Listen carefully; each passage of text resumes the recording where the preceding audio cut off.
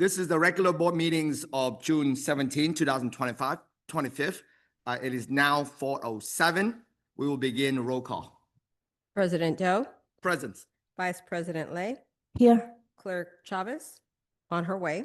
Member Herrera, Here. Member Cortese. Here. We will now recess to closed sessions.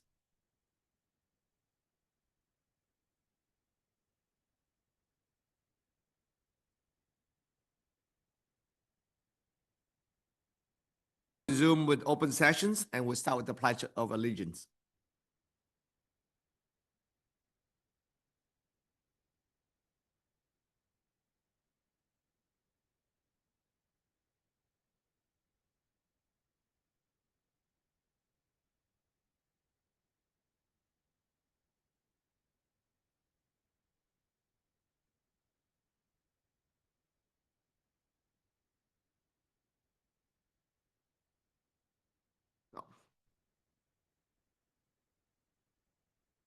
Welcome. And I will explain to the massive amount of public audience that we have now in the room about our policies. Welcome to the regular board meeting of June 17, 2025. Member of the public, please submit your public comment as follows.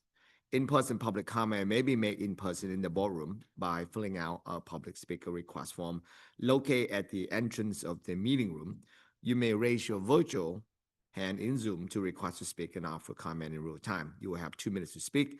You may also submit comment electronically online before or during the meeting, 1,000 character limit by accessing agenda link to the form on the district homepage. Please reference the agenda item numbers in your written comment. Please note, regular inspection meeting of the board and board study sessions are streamed live on meeting nights and are also available for viewing the day after the meeting by accessing the district YouTube channel listed on the district webpage under the quick link section. The board is not able to respond to items that are not on the agenda or any personnel issues. Your comment will be read into the record and will be directed to the superintendent and all the appropriate staff member for response. Interpretation of this meeting in Spanish and Vietnamese can be heard by accessing the link following the instructions shown on the agenda and the district website.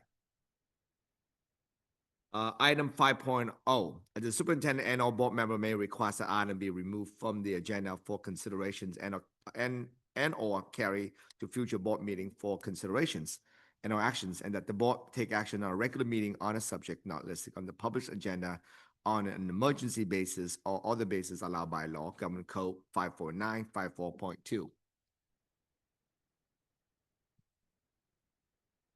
Administration have no requests at this time. 701, Javier Asiga, Student Governing Board Representative. Welcome.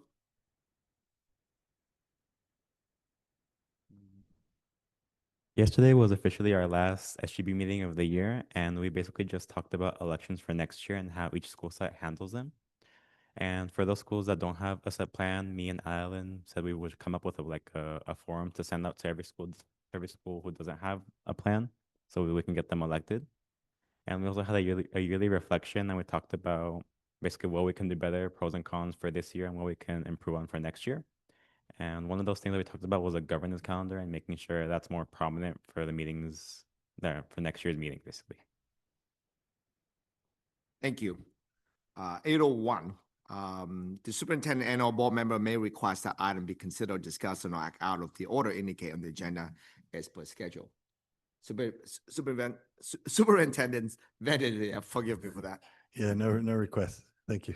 All right, colleagues, hearing none, seeing none. 802, discussion and consideration or action regarding selection and appointment of board audit committee alternate member. I will know if my vice chair, Patty Cortese, would like to speak to that. Yes, we have an alternative person applying. I believe her name is Ashley Ward, and we would like to ask the board for approval of Ms. Ashley Ward as an alternate member of the audit committee. Yes, we need a motion and a second, and then we can all vote for it. Move to approve. Moved by Cortese, second by Chavez. Javier How do you vote? Aye. All right, colleagues, how do you vote? Aye. Aye, motion passed unanimous. That's 8:02, 8:03, discussion and action regarding First Amendment to 2019 Master Business Relationship Agreement for Annual Operating Fund and apportionment between Eastside Union School Districts and Metropolitan Education District for 2025-26. And Superintendent? I move for approval as the Metro Ed representative. Superintendent can add any comment he wishes. Essentially what this, oh, sorry, you were about to second? Gonna second, yeah. Okay. Essentially what this master business, excuse me, arrangement change is that historically, Milpitas Unified is used as a pass-through for adult ROP funds from the state into the Metro Ed, and that's been going on for a number of years. What's recently been discovered is that the state is no longer providing Milpitas those dollars in order to pass through. And so to the tune of about 3 million annually. So what this change in the JPA is to remove the language from this master's business arrangement in order to reflect the fact that Metro Ed should not anticipate receiving the $3 million through the pass through from Milpitas going forward. And this is retroactive to January 1st, 2025.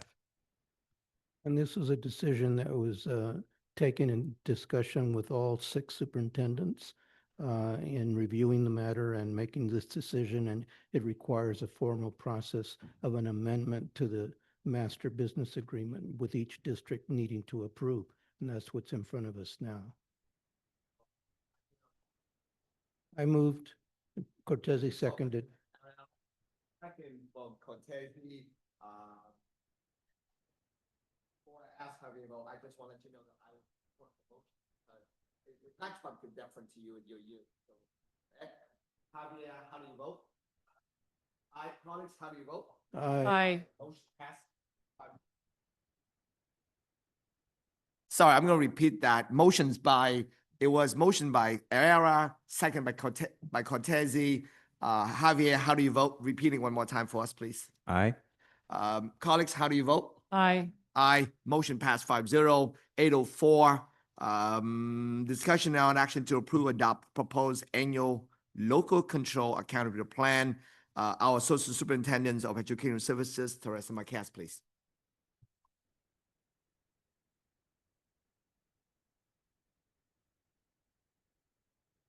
Good evening, President Doe, trustees, superintendent, and community. Teresa Marquez, Associate Superintendent of Educational Services. If you recall, at our previous meeting, we held a public hearing for the local control accountability plan. And so here what I bring forth is the plan for your consideration. Specifically, it is a recommendation of the administration that the Board of Trustees adopt the 25-26 LCAP as presented with the following statement included. As part of the Santa Clara County Office of Education approval process, I do need to make note that there will be some minor technical adjustments to some of the metrics that have been included. This does not constitute any material revisions, and it does not impact the recommendation to adopt the 2025-26 LCAP as has been previously presented. For approval.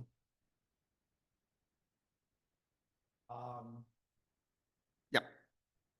Motions by Herrera, second by Lay on item 8.04. Do we have any comment discussions? If there's none, Javier, how do you vote? Aye. Colleagues, how do you vote? Aye. Aye. I would also join in the vote for in support of 8.04. Thank you. And Teresa and team, just thank you so much for all the work. I know we've been talking about LCAP the whole year, right? And this is truly representative of the whole community coming together and saying, this is what we want, this is what we need. And it takes a lot of work, time, and energy. So really, thank you for a thoughtful process. Thank you. Ditto.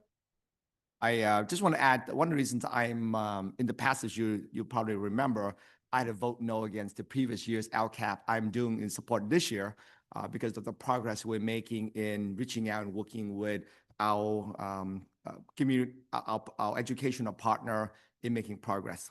And thank you.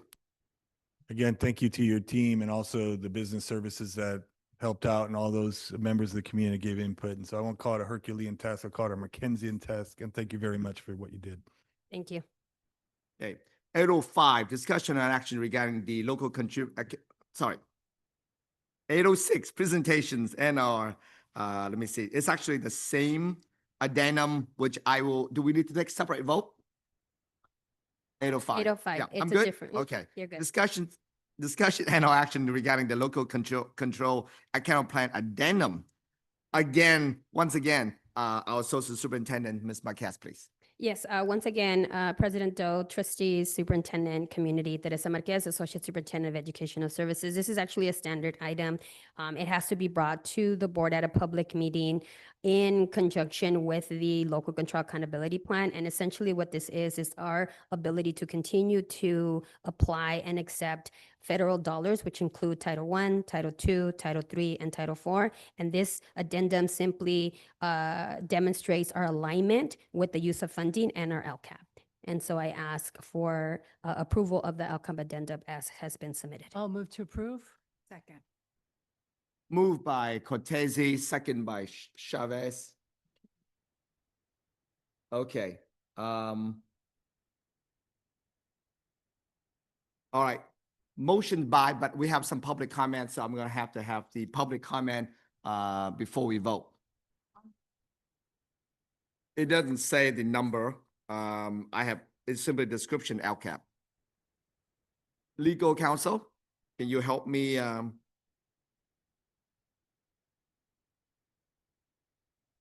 So what I have in front of me is simply a description said LCAP, but we are now on 805, not on 804. The public comment are requesting, do we still allow public comment under the addendum? We're on 805 now. They've designated 805 as what they want to speak. They on? did not designate, they simply said description is addendum LCAP, Oh. You know, right? So 804 already passed, or we already voted. We're now at 805. So that's why I'm asking legal counsel to get a clarity on whether we can allow public comment, given the fact that we already voted for 804, we are now at 805. You can still, at your pleasure, you can allow public comment if the board still wants to hear it. I have no objections to the public comment. I just want, folks out here, You can hear it with the caveat that we've already taken action and approved it. So just a clarity matter of the publics, we just vote for 804, and we're now at 805. We will accept public comment because you are here and we want to be respectful of your time. Given that, just be aware that we are now at 805. All right, so first speaker I have is Tiffany Vu. I believe this might be a student.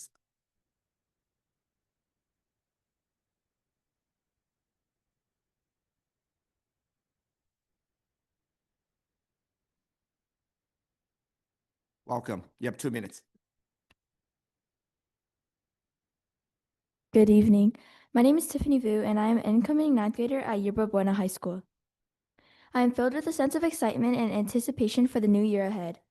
However, I am also deeply concerned about the potential removal of the Vietnamese parent coordinator position and the impact it would have on incoming new students and parents. As an incoming freshman, the removal of the parent coordinator would mean a loss of valuable resources and support for myself and my fellow classmates. It would mean a lack of guidance, advocacy, and assistance for parents who may be navigating the complexities of the education system for the first time. It would mean a disconnect between the school and families, potentially leading to misunderstanding, miscommunication, and unmet needs. The impact of removing the parent coordinator would be especially felt by incoming students and parents who may be unfamiliar with the school, its policies, and its resources. Without the support and guidance of the parent coordinator, these individuals may struggle in their new environment, access necessary information and resources, and feel connected and engaged within the school community. As an incoming ninth grader, I urge the school board to consider the profound impact that the parent coordinator has on the well-being and success on support on students and parents. Please let us continue to have access to this invaluable resource so that we can thrive, grow, and succeed together as a unified school and community. Thank you for your time and consideration. Thank you. Mr. Superintendent, Speaker, the next speaker. What's that? Oh, just the clock for the next. Yeah, I speaker. want to say she did a great job getting under 2 minutes, and I Yes. forgot to hit the timer, but for everybody that's speaking after her, it's 2 minutes. Thank you very much. Thank you for speaking. I will read the name of the next three speaker. There is no diacritic remarks. If I get the mispronunciation, forgive me, and you come up, and I will make the adjustment for that. Dung Võ, Ngọc Dung, and then followed by Chiên Nguyễn. So Dung Võ. All right, welcome. You will have 2 minutes. So you will see in the clocks up there, and then when you get to the 2-minute mark, you will see me waving this card. So if you can wrap up your sentence at that moment. Thank you and welcome. Điều phối viên Việt Nam giúp hỗ trợ về việc đi học chuyên cần, hành vi và học tập. Điều phối viên Việt Nam giúp phụ huynh hiểu rõ các yêu cầu của nhà trường và kết nối gia đình với các nguồn lực cần thiết, từ đó tạo điều kiện để học sinh phát triển tốt hơn. Điều phối viên Việt Nam thúc đẩy sự công bằng bằng cách hỗ trợ và đại diện cho những gia đình không biết cách tự lên tiếng. Điều phối viên Việt Nam giúp tạo nên một môi trường giáo dục bình đẳng cho tất cả học sinh. Điều phối viên Việt Nam giúp xây dựng cộng đồng trường học gắn kết và yêu thương. Những buổi họp mặt, hội thảo và chương trình kết nối do điều phối viên Việt Nam tổ chức giúp học viên cảm thấy tự hào và gắn bó hơn với trường. Tóm lại, điều phối viên Việt Nam không chỉ là cầu nối với gia đình mà còn là những người bảo vệ và đồng hành cùng học sinh. Sự hiện diện của điều phối viên Việt Nam bảo đảm rằng không học sinh nào bị thiệt thòi chỉ vì rào cản ngôn ngữ, khác biệt văn hóa hoặc thiếu thông tin. Tôi tha thiết mong quý hội đồng tiếp tục quan tâm, đầu tư và hỗ trợ cho vị trí của đội điều phối viên Việt Nam đầy ý nghĩa này. Các em học sinh của trường chúng ta thật sự cần đến điều phối viên Việt Nam tại trường Chubiguna. Cảm ơn. If you want to give your nếu mà em có thể đưa cái tờ giấy cho cô Nguyệt, cô sẽ giúp cô dịch lại của em. Yeah.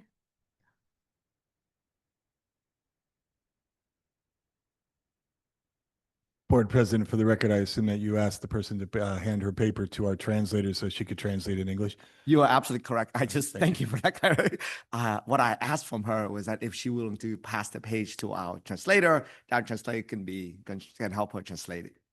Thank you for that. This is Mrs. Jung, a parent from Yabudana High School. She believes that the parent coordinator connect student parents to the school community, promote equity by represent the parents and students that do not speak English well. She also help bridge the gap for student achievement by promote equity and help student parents with cultural differences and language barrier. So she strongly requests the board to reconsider the reassignment of the Vietnamese parent specialist at Yabudana High School. Thank you. Thank you. Cảm ơn. Next speaker, Ngọc Dung, and then followed by Chiên Nguyễn. Kính thưa ông Chủ tịch, Hội đồng Quản trị, Tổng Giám đốc, tôi là Ngọc Dung, tôi là người đóng thuế, tôi là cử tri, tôi là dân cử, tôi là cư dân thành phố San Jose, là phụ huynh và là thành viên của cộng đồng tại San Jose. Tôi xin chia sẻ những nhận xét và đề nghị dưới đây. Cộng đồng người Việt biết tình trạng thiếu hụt ngân sách của học khu. Hội đồng Quản trị và Tổng Giám đốc đang tìm phương cách giải quyết. Vấn đề nhân sự luôn luôn là một vấn đề then chốt và quan trọng để cứu xét. Hôm nay chúng tôi đến đây trình bày những nhu cầu và nguyện vọng của học sinh người Việt và cộng đồng người Việt. Trường YB có hơn 40% người Việt. Một trường trong học khu Eastside có đông người học sinh người Việt tại San Jose. Học sinh người Việt cần có hiệu trưởng người Việt, phó hiệu trưởng người Việt, người liên lạc giữa nhà trường và phụ huynh học sinh là người Việt. Trong 15 năm qua, Hội đồng Quản trị đều bổ nhiệm người Việt. Tại trường YB và trường YB đã có nhiều học sinh đậu thủ khoa. Niên học tới năm 2025 và 2026, hội đồng quản trị, tổng giám đốc, các chức vụ hiệu trưởng là người Việt Nam, đưa một người chưa bao giờ dạy ở trường YB, chưa bao giờ có kinh nghiệm làm hiệu trưởng ở trường YB về làm hiệu trưởng trường YB và đem cô Nguyệt Tô ra khỏi trường YB. Điều này làm ảnh hưởng xấu đến tâm lý học sinh và làm ảnh hưởng xấu đến kết quả học tập của các em học sinh người Việt.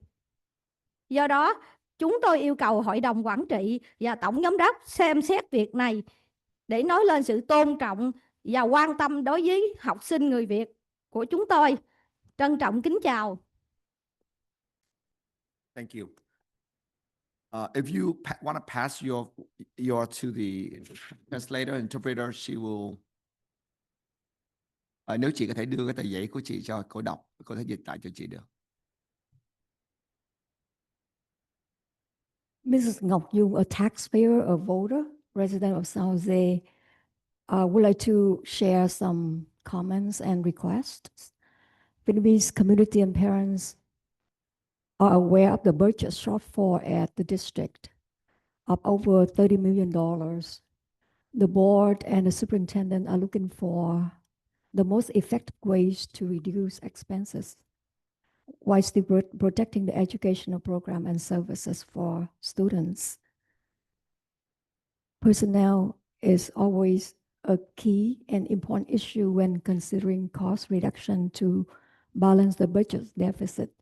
Today, we are here to present the needs and aspirations of Vietnamese students and Vietnamese community. Yabubana High School has more than 40% of Vietnamese students.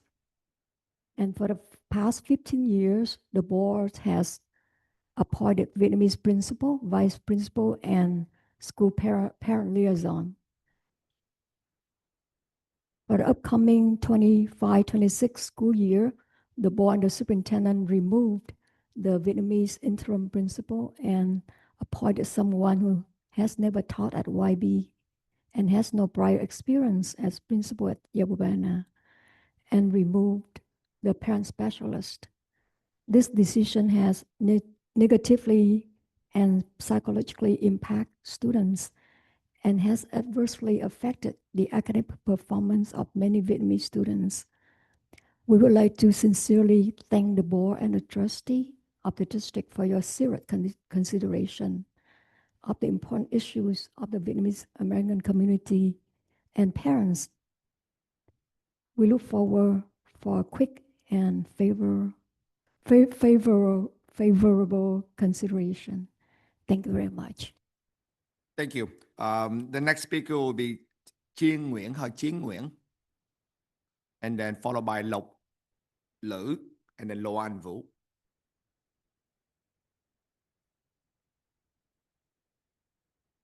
Chiến Phong Anh, Chiến Nguyễn, Lộc anh Lộc Lữ is next. There's no Chiến Nguyễn in the room. All right. All right. No, anh Lộc, just go come on up. It's okay. And then anh Chiến, whenever he's ready, he can decide it. But go ahead, anh Lộc. Lộc Lữ Phong Anh. Yeah, welcome. You have 2 minutes. Glenn, if you may, if you will.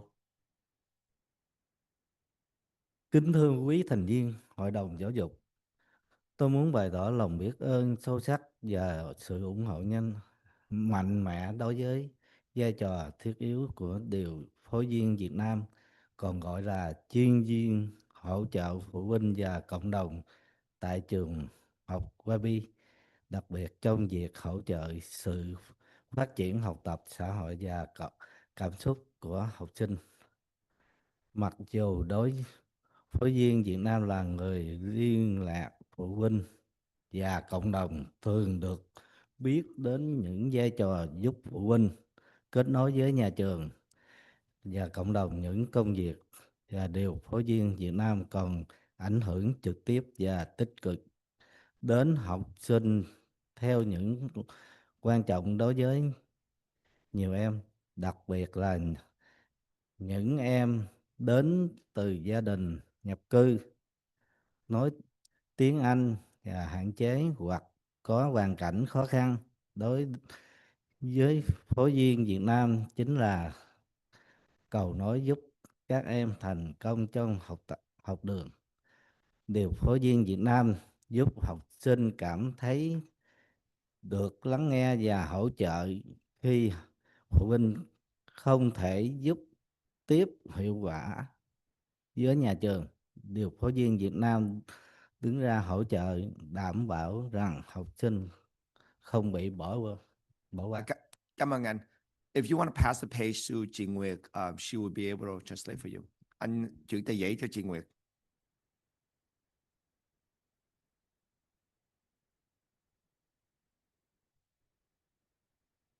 Dạ. Chị Nguyệt, sau khi xong chị cứ đứng gần đây để chị khỏi phải đi vòng đi lại. Dear board members, I would like to express my deep gratitude for the support of the parent specialist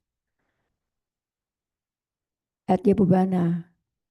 She is the one that connect parents and community to the school and help student greatly. And she has impacted the student achievement tremendously. She's the one that listened to student parents that don't have a voice and cannot communicate well due to language barrier. And she's also supported attendance, promote positive behavior. She also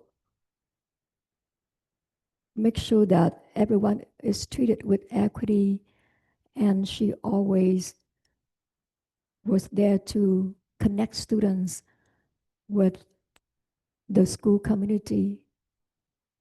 So I strongly request the Board of Trustees to continue to support the position of the Vietnamese parent specialist at Yabubana. Thank you. Thank you. Next speaker, Loan Vũ, and then followed by Tiêu Văn Phan. Good evening again, President Doe, trustees and Superintendent Vanderzee and SUPS Council. My name's Loan Vu, and I am a parent at Yerba Buena High. I'm also the CCA parent coordinator as the middle school and also the founding member of Parent Alliance as well. So I, again, am here to ask you to please reconsider having our parent coordinator, the PC, Ms. Nguyen, to stay at YB. There's a lot of reasons that I shared on my email as well, as you know. It would not be favorable for her to be going to Foothill, where there's 90% of the Latinos and Hispanics, because she wouldn't be able to help them as much as she can help us, right? She's done a lot for our community at school, helping engaging families and parents with a lot of different things, as well as helping translation services, coordinating events, helping families to connect with the school community. What you have seen as of the students here have spoken with you throughout the 3 of the meetings is because she's done so much for our community, for us to be here to advocate for her. The building relationship and trust does not happen overnight. It took time. And with her having engagement and building that trust with the families, that's why she should stay at YB. Just to recall, I don't know, in 2018, Mr. Nguyen, do you remember how you asked me to be on the student side council? And I said, well, I can be a backup, right? But he couldn't find anybody. So I had to stay there until the pandemic. Then again, Ms. Nguyen, she helped with calling families to be on the survey, other things. She's always contacting family because she has that connection. Ms. Marquez, I don't know if you remember, 2 days before the panel for interviewing the principal, Ms. Toe had to contact me because there wasn't anybody else who would do it. So she was the one who had to contact parents to ask them to please participate. So I was on the panel to interview for the principal at YB. So everything that Ms. Stowe does, she does from her heart. She does it because she built that relationship over time and the trust. So we're requesting to ask you to please reconsider her on the LCAP to be removed from YB. Thank you so much. Thank you.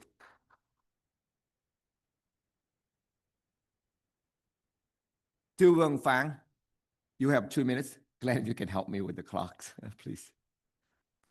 Oh, he did. No, for the next, yeah. Hi, my name is Van Fan.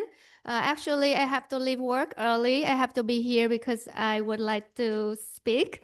So, good evening. I have two children. One is 23, so he graduated from YB 5 years ago. Now he's a computer engineer working at Applied Material. And my younger one is a daughter. She will be in junior this school year. And she's a straight A student. So we are a happy family and we are very proud of our kids and their success.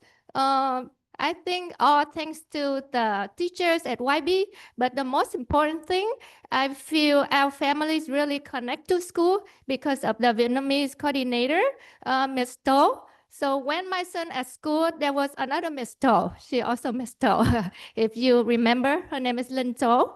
And we really love her. And after her is now Miss Nguyệt To, and we really love her too. Me and my husband, we work full time, so we really depends on grandma. Grandma take the kids to school. Grandma will talk to Miss To, and grandma is not very good with English, so it's a big help that we feel Miss To is like a big connection, a string that attach our family to the school. Without her, we would be lost. And when I heard that she might be removed from her position, my grandma actually, she cried because we're gonna really miss her. We really, really need her. So I'm begging you, please keep her. Without her, we will be lost. And I don't know how we can keep track with the school. Thank you. Thank you. All right, that will conclude, unless Mr. Chin Win would like to come up and speak, that will conclude our public comment. And I understand that some member of my colleague may want to make a comment, so I'll give for discussions. So these comments were offered under an item that is agendized. So does that mean that the board can make comments? Legal counsel, I believe that is the case, but legal counsel will weigh in on it. 805, which is still called LCAP. Yes, under 805, you can Right. respond. All right. I just want to appreciate those of you who have showed up tonight and spoken with such feeling. And it's hard not to be moved by what you're saying. And that doesn't solve our fiscal crisis and the ways in which we're trying to figure this out. It's going to be worse next year, much worse in terms of the budget.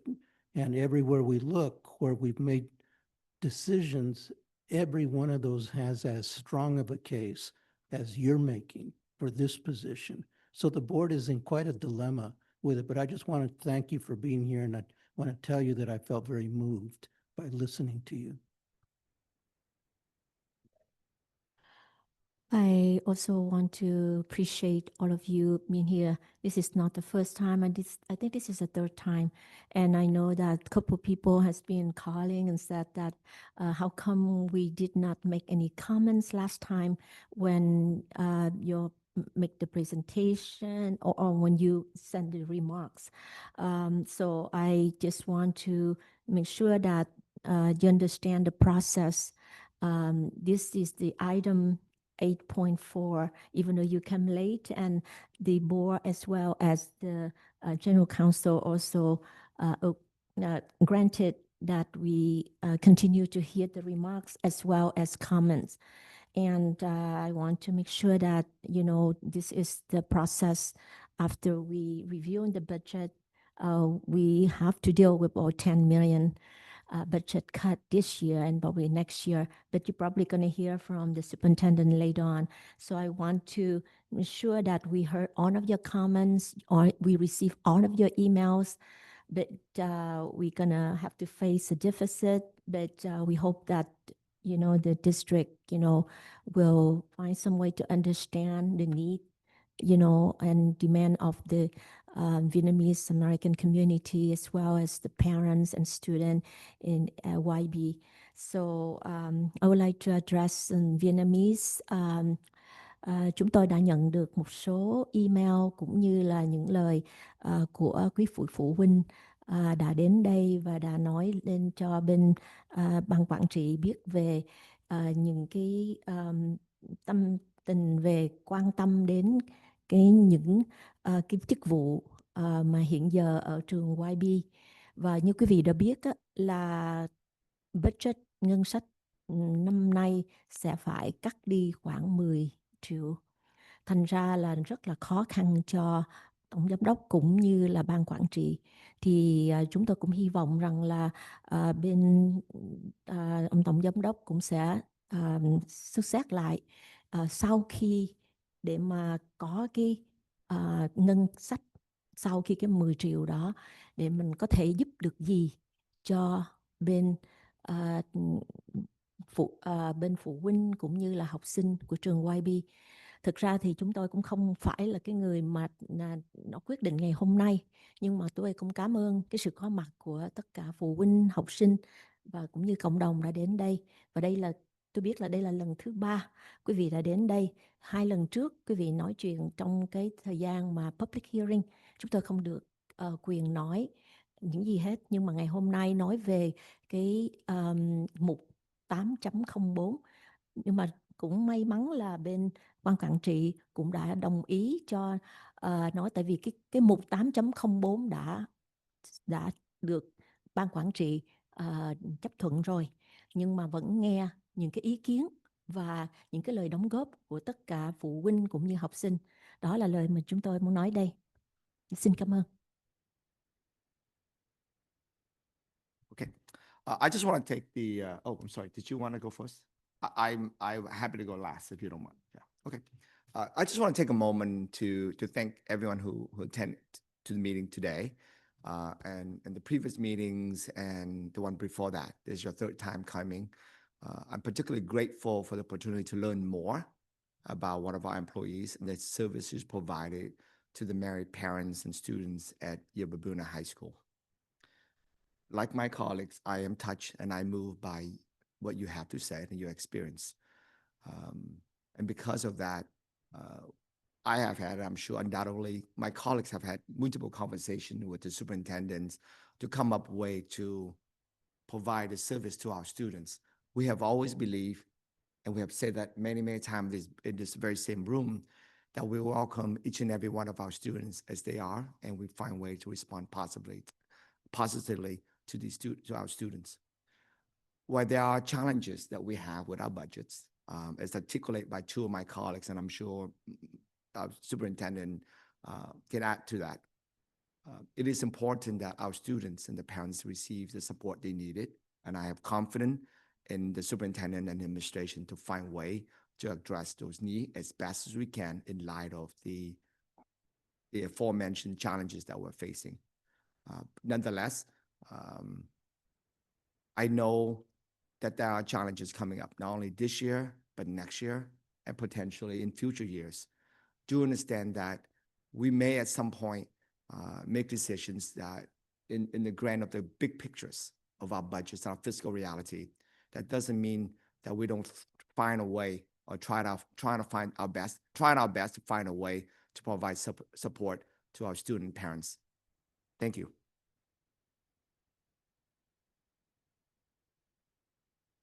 Just want to echo what you're saying, and I want to thank everybody who are here tonight. And I also want to just thank the words of Ngoc Dong in the letter that was written here to us, that recognizing the $30 million imbalance, right? And understanding that in our future, our district is going to have to face that. That's a fact, right? And there were times in the past we were able to add resources like social workers, parent and community involvement specialists, and that was great for our community, and we did so in a way reflective of the community. As this time that we're heading into as a state with fewer dollars, we're going to see personnel removed. And so what I wanted to just make sure that this community and all our communities are aware across the district is that as we prepare for those cuts and present cuts to the district and to the board, we're also doing it in mindful of what are the needs of the community. And so as we work for getting ready for fall, we will, as we already have been and will continue to say, what resources are there that we can use differently to make sure that there are the services that meet our parents and our grandparents and our students at the door to continue that education. It won't be the same next year, 3 years from now, than it was 3 years ago, or during COVID, or pre-COVID. But our commitment to making sure that all our student groups, because we are a very diverse district with economic needs, language needs, cultural needs, familiarity with the system, familiarity of how to continue on to college or not, all that learning and all that engagement we're aware of. And so we will have made decisions and will continue to make decisions over the summer and in the coming year to meet our communities as directly and as positively as possible. And to that end, it's helpful for us to hear from you and what was helpful, right? Maybe you as a parent that can give the presentation in English, but the parent or the person who's taking kids to school is Vietnamese speaking. That's true for, our Spanish speaking community or Hindi speaking community across our district. And so it's important for us to hear you and also to extend that. So I want to thank you for that. And we will continue to work towards the ends of engaging our students and meeting where they are towards full participation going forward. So I want to thank you very much. Chúng tôi xin cảm ơn quý vị. I don't know if you want that message to be translated, your message to be translated into Vietnamese. I think it might be very helpful to a lot of parents. I believe, Nguyen, were you translating as I was speaking there in terms of the group? I think we'll leave that with that Right. for those in attendance. Một lần nữa chúng tôi xin cảm ơn quý vị. All right. Do you also want to add something, colleagues? I want to just quickly take a moment to acknowledge, right? Let you know that we are listening to you. I don't have anything else to add. I think my colleagues and our superintendent really spoke to the situation, but I do want to reiterate that we are committed to all of our communities, but specifically to our Vietnamese community who is here today. I want to thank you for sharing your stories, for sharing your perspective, for sharing your experience and your needs. That matters. It's important to us. And just thank you for taking the time. Trustee Cortese, please. Just a couple of things. I want to echo, of course, my thanks to your being here. And I wanted to share, because we have bargaining agreements with our, our teachers and our classified employees, there are certain procedures where where we don't entirely have a say in where employees go. And so that's a factor also in what we're looking at. And then to Trustee Lay's point earlier, we're able to comment and have this kind of dialogue with you now because you came and spoke to us on an agendized item. So in the future, if you want to speak to us during public comment, which is 10.0, we're not able to respond to you. But when you are able to put in a little slip to speak on an agendized item, something that's actually on our agenda, we're able to speak back and have that dialogue a little bit. So, all right. So we Sort do of. have 8.05. Yes. You have a first and a second. I have. I'm going to get to that. All right. I like Glenn focus on that front. They were not voted on. There was a motion by Cortese, second by Chavez, but we haven't quite voted on it. I think we're just going to vote, and I just want to take exactly what you just said, Cortese, but I'm going to say in Vietnamese. Khi mà các quý vị tới, các anh chị và cô bạn tới, khi mà nói về cái item mà số 10 đó, public comment đó, chúng tôi không có quyền được trả lời lại được.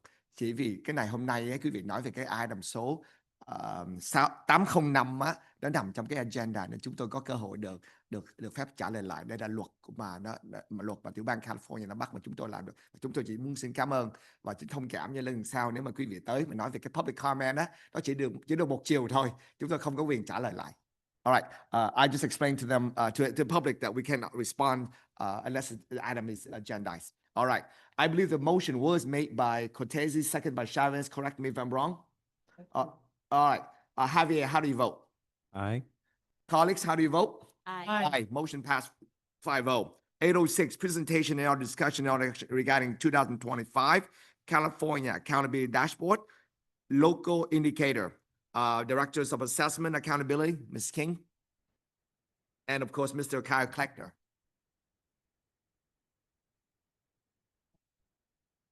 Good evening. My name is Kirsten King. I'm the Director of Assessment and Accountability, and I'm up here tonight to talk to you about data instead of the other topics that I've been presenting on. So this is a presentation on the local indicators that we post on the dashboard as part of the 8 state priorities. Legally, we must present this every year at the same board meeting that the board approves the LCAP.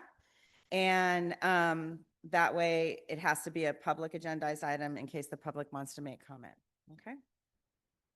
The local indicate, oh, well, that's, I can't, I'm not functioning with my iPad on there. So, all right, I will try and remember.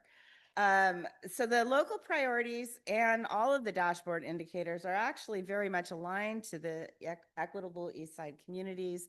And I think you'll see that as we go through.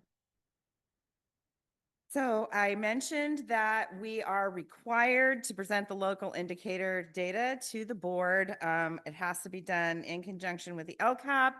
And then we actually post it. So I'm the dashboard coordinator. I have a special login and I actually post it on the dashboard for us. So it shows up publicly when they publish the 2025 dashboard.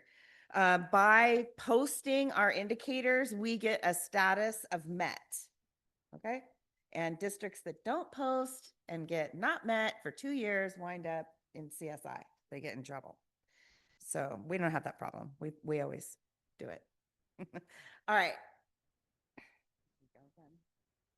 Maybe I should give Kyle the clicker. It might have better luck.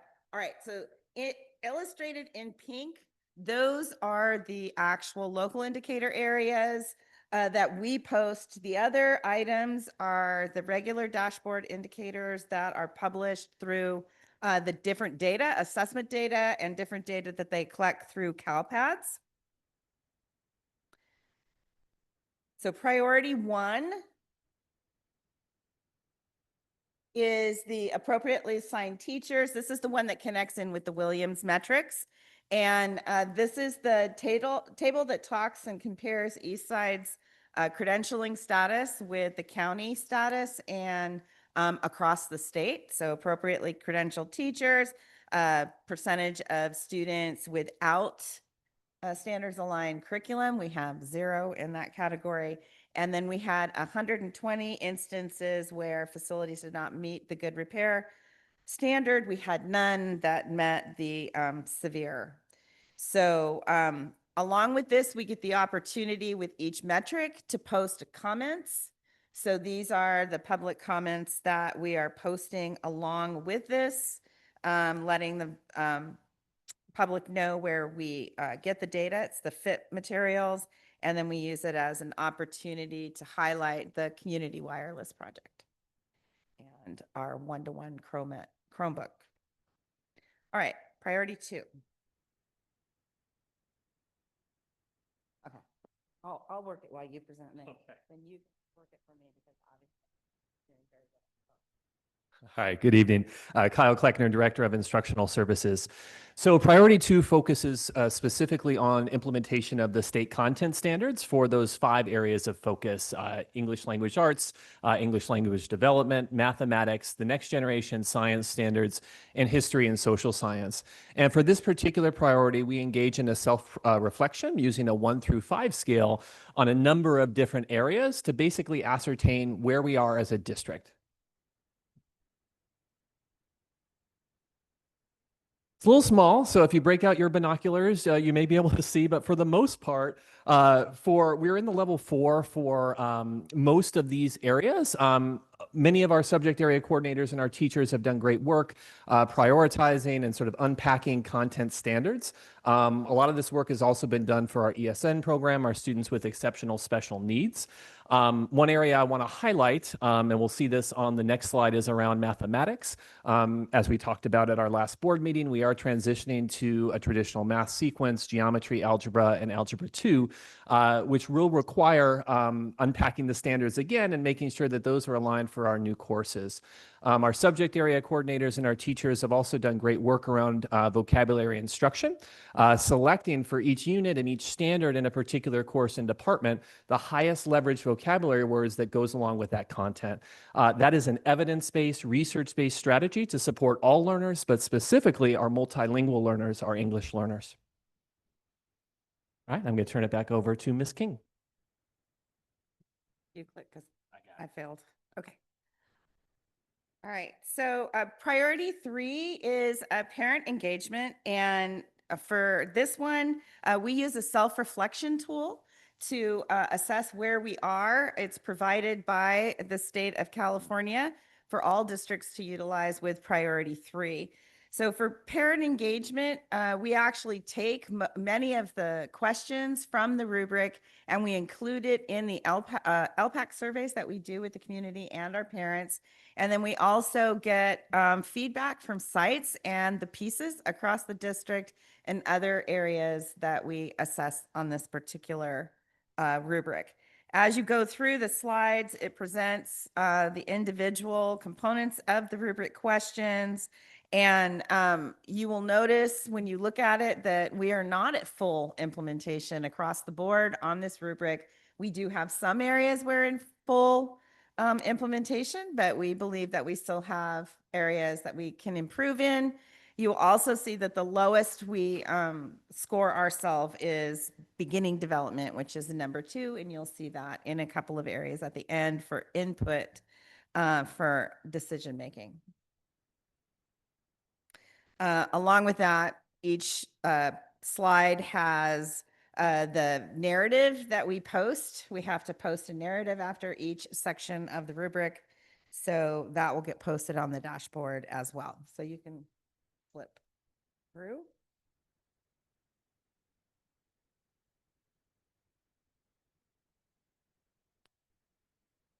All right, the next area is priority 6, which is school climate.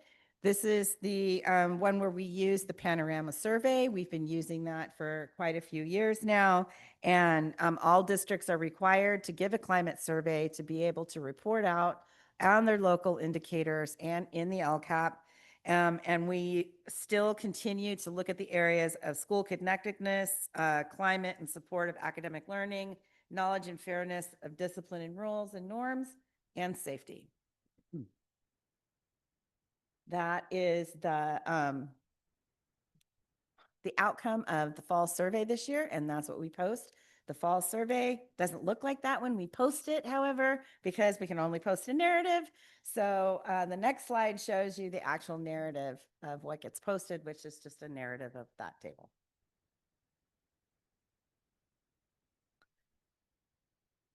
The next priority 7 is access to a broad course of study. This is also defined by us in what we decide to measure on that. So we identify issues, we decide how we're going to measure it, and then we report out on the progress of that. So for us, we identified items that we are going to be tracking are, can you go to the next slide? There we go. And this is the same. So you might be going deja vu. So we've been tracking this for a couple of years and working on this. So access by English language learners to a 3rd year of English, math, and science. Those are key UC A to G qualification points. That's why we're tracking that. We look at access by English learners to our AP enrollment and access to our least restrictive environment for our students with disabilities. So those have been 2 big areas that you've seen us focusing on. And the next section 2 shows us the percentage of the students in 11th grade accessing a 3rd year of math, English, and science who are EL, and the percentage of students with disabilities that are in gen ed classes for 80% or more of the school day.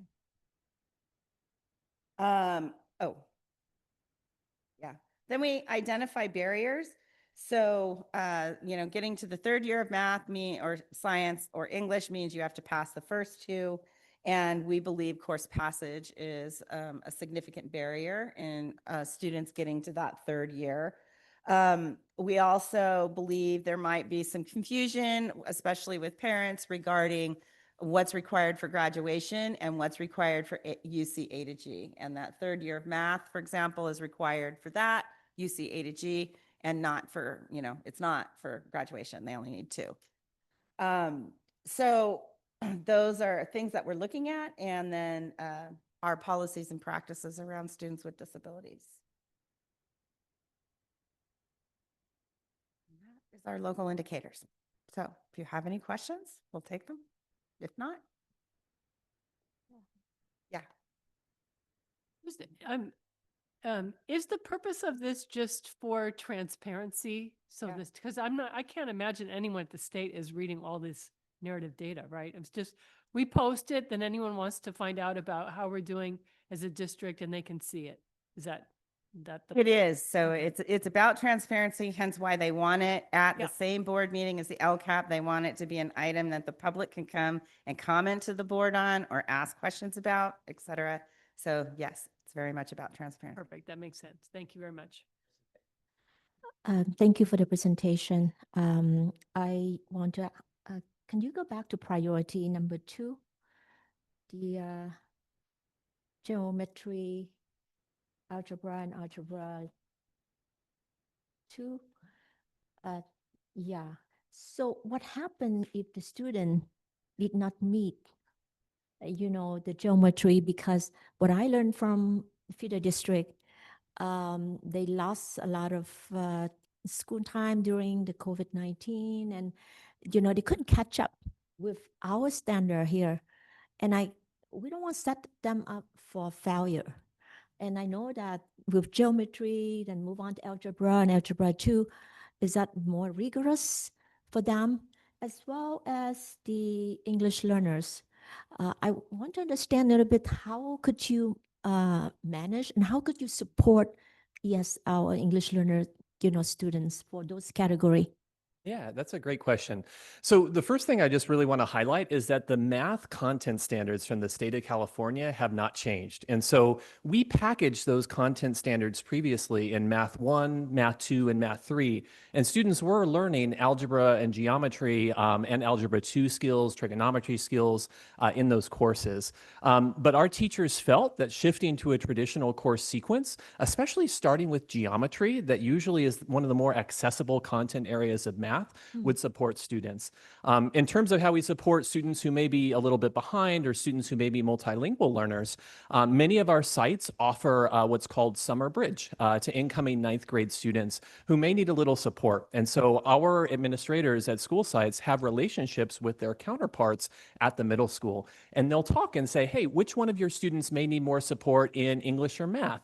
Which one may need more support social emotionally? And then there'll be outreach to those families to invite them to a summer session so that they can basically learn these skills and get a head start on high school as a bridge from middle school to high school. One of the things I mentioned earlier was around vocabulary-based instruction. There is a mountain of educational research that shows that if you intentionally teach key vocabulary words in classes, whether it's math, English, science, or social science, that is incredibly helpful to our English learners who are learning the language. It not only helps with their English acquisition to learn English faster, but most importantly, it helps them access the content itself, whether it's math, English, science, and social science. And so for the past year and then continuing into this year, our teachers have been identifying the highest leverage vocabulary words, something like, angle for geometry, and then intentionally teaching that to students so that they really know that vocabulary.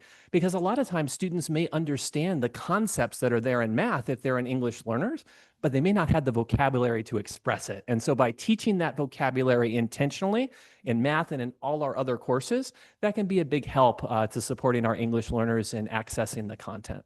So do we have any assessment, when the student got in, taking those classes, and which one that, not that they fail, and how could we support them? Because not every student has the same basic foundation as was same basic learning process.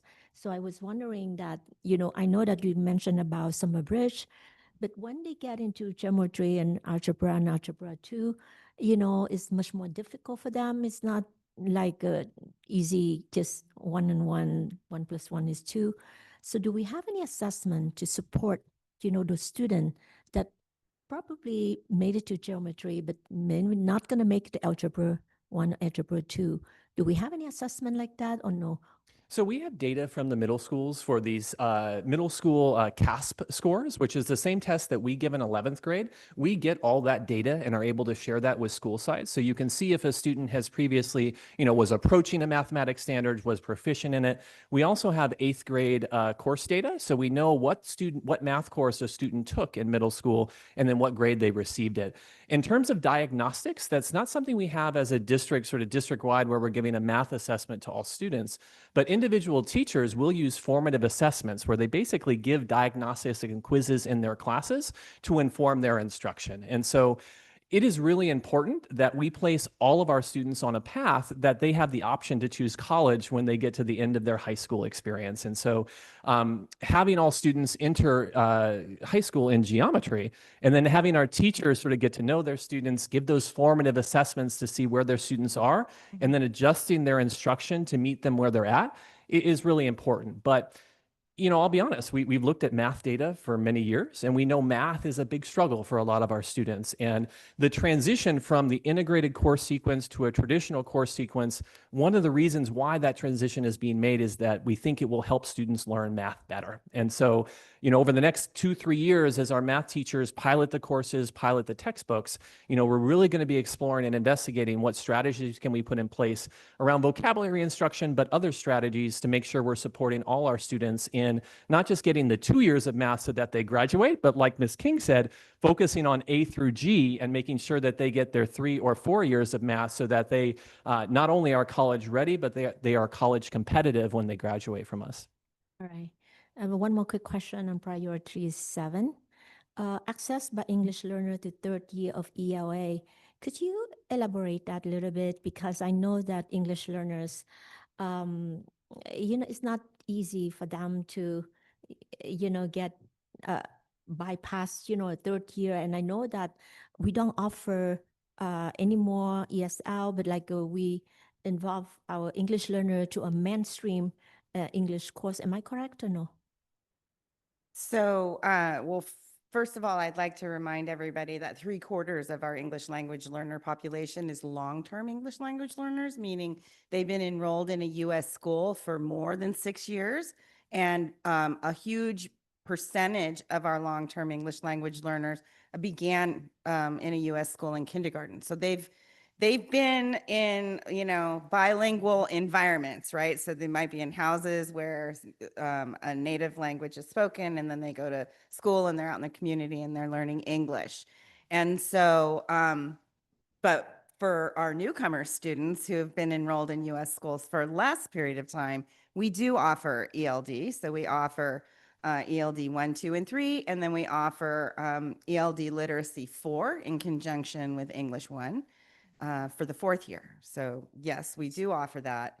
And so that's why this is something we feel that is important to be monitoring, because we do have such a high percentage of our long-term English language learners, and yet we're seeing, only a third are accessing a 3rd year of math, less than half, 42% in ELA and 28% in science. So we'd like to see those numbers increase, right? Because it's directly correlated to the gaps we see in the percentage of students graduating and the percentage of students completing UC A-to-G entrance requirements. So we want to even the playing field and ensure everybody are exiting our systems with high. So are we going to do, like every year we will measure the outcome of the enrollment of the English learners from math, so we can see the trend, let's see 2025, 2026, 27, Yeah. right?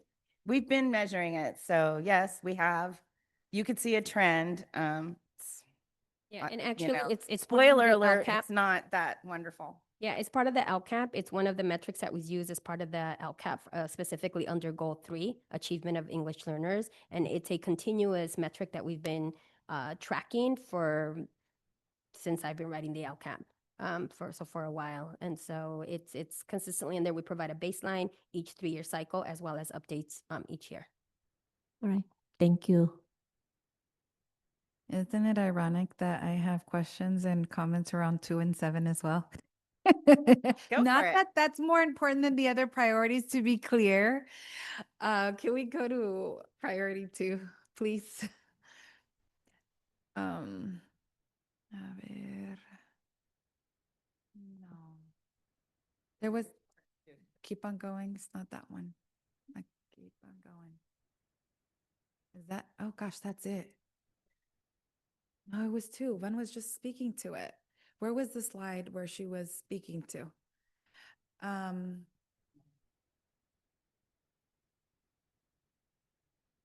Yes, to the math.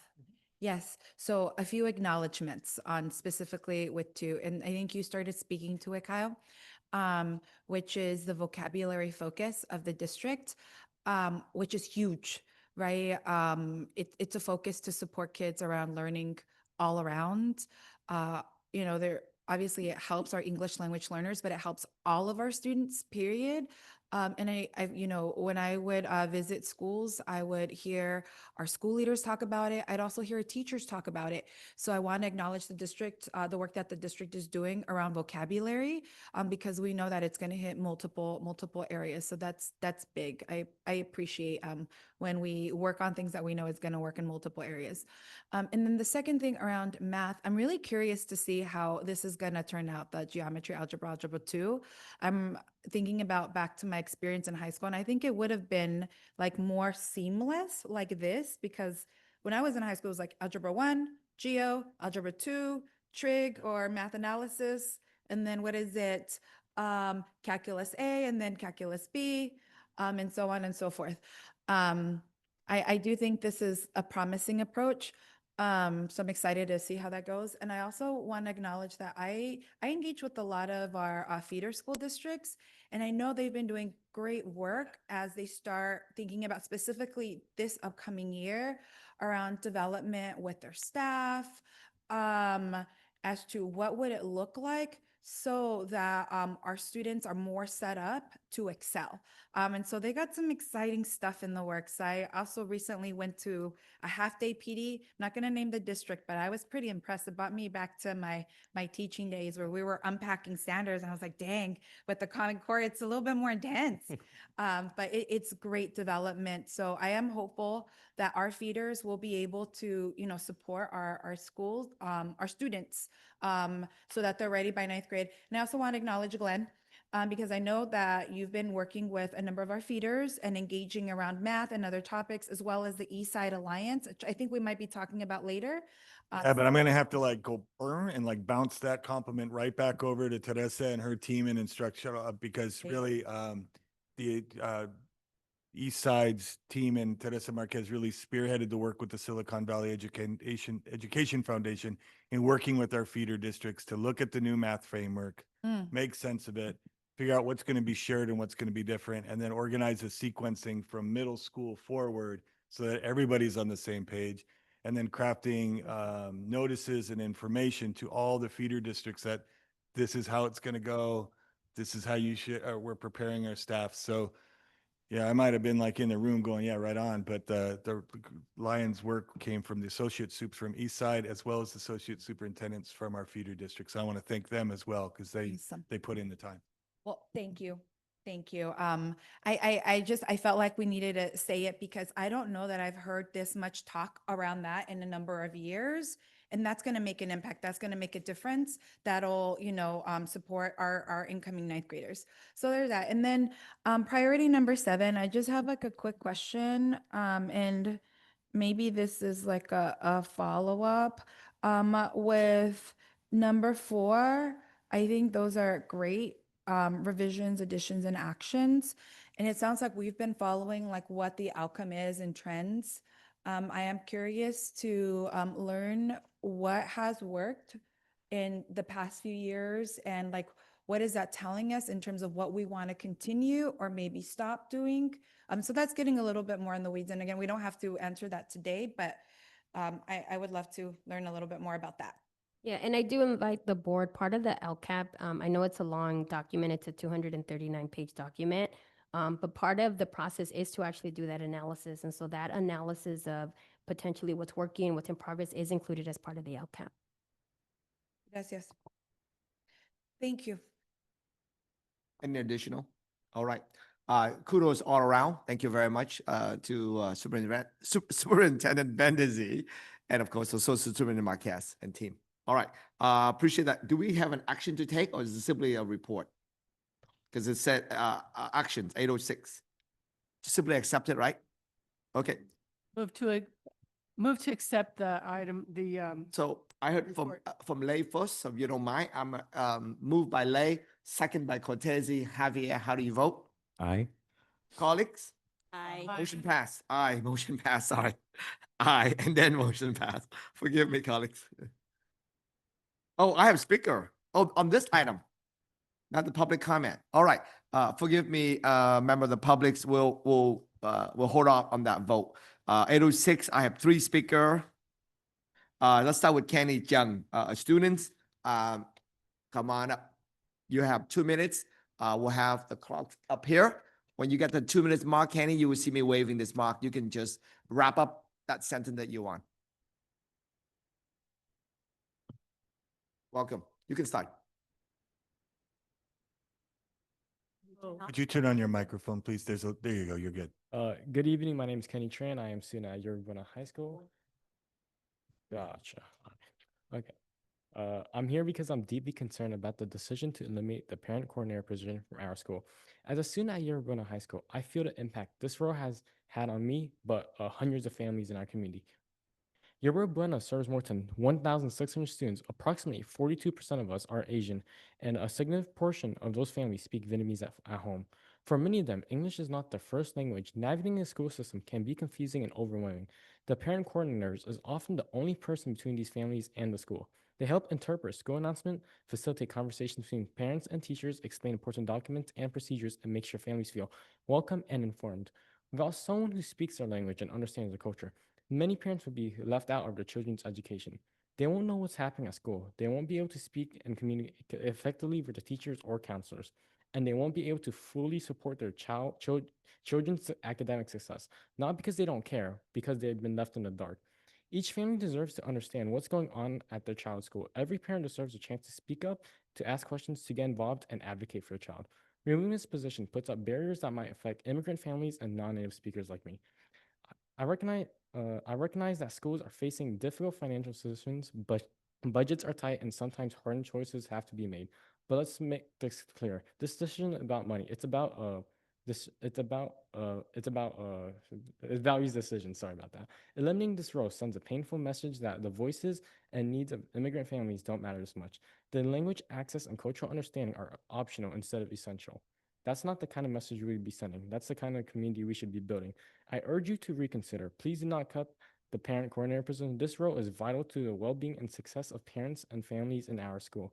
Keeping it shows that we support all families, regardless of the language they speak or where they come from, and that we are committed to equality in education. Thank you for your time and listening to concerns of students and families who are deeply affected by this decision. Thank you. Thank you, Kenny. Mr. President, are the other 2 speakers also still speaking on the parent? I speculate that's the case. Because you're supposed to be speaking on the item that we're on, which is the dashboard. So that technically meet the requirements. okay. I like to be respectful All to right. the public, if you Thank don't you. mind, trustee. All right. I have the next 2 speaker, Menuing Jung, and then followed by Rachel Della Hunter. You will have 2 minutes. At the 2 minutes mark, you will see me waving this card. Yes, you can adjust the mic to your level that you feel comfortable. Turn it on. Màu xanh đó, đèn xanh đó. Yeah. Oh. All right, we'll have 2 minutes. Technology. All right. Welcome. Yes. Yes. Again, my name is Minh Nguyên Tran, and I am a parent of two students that already graduated from YB.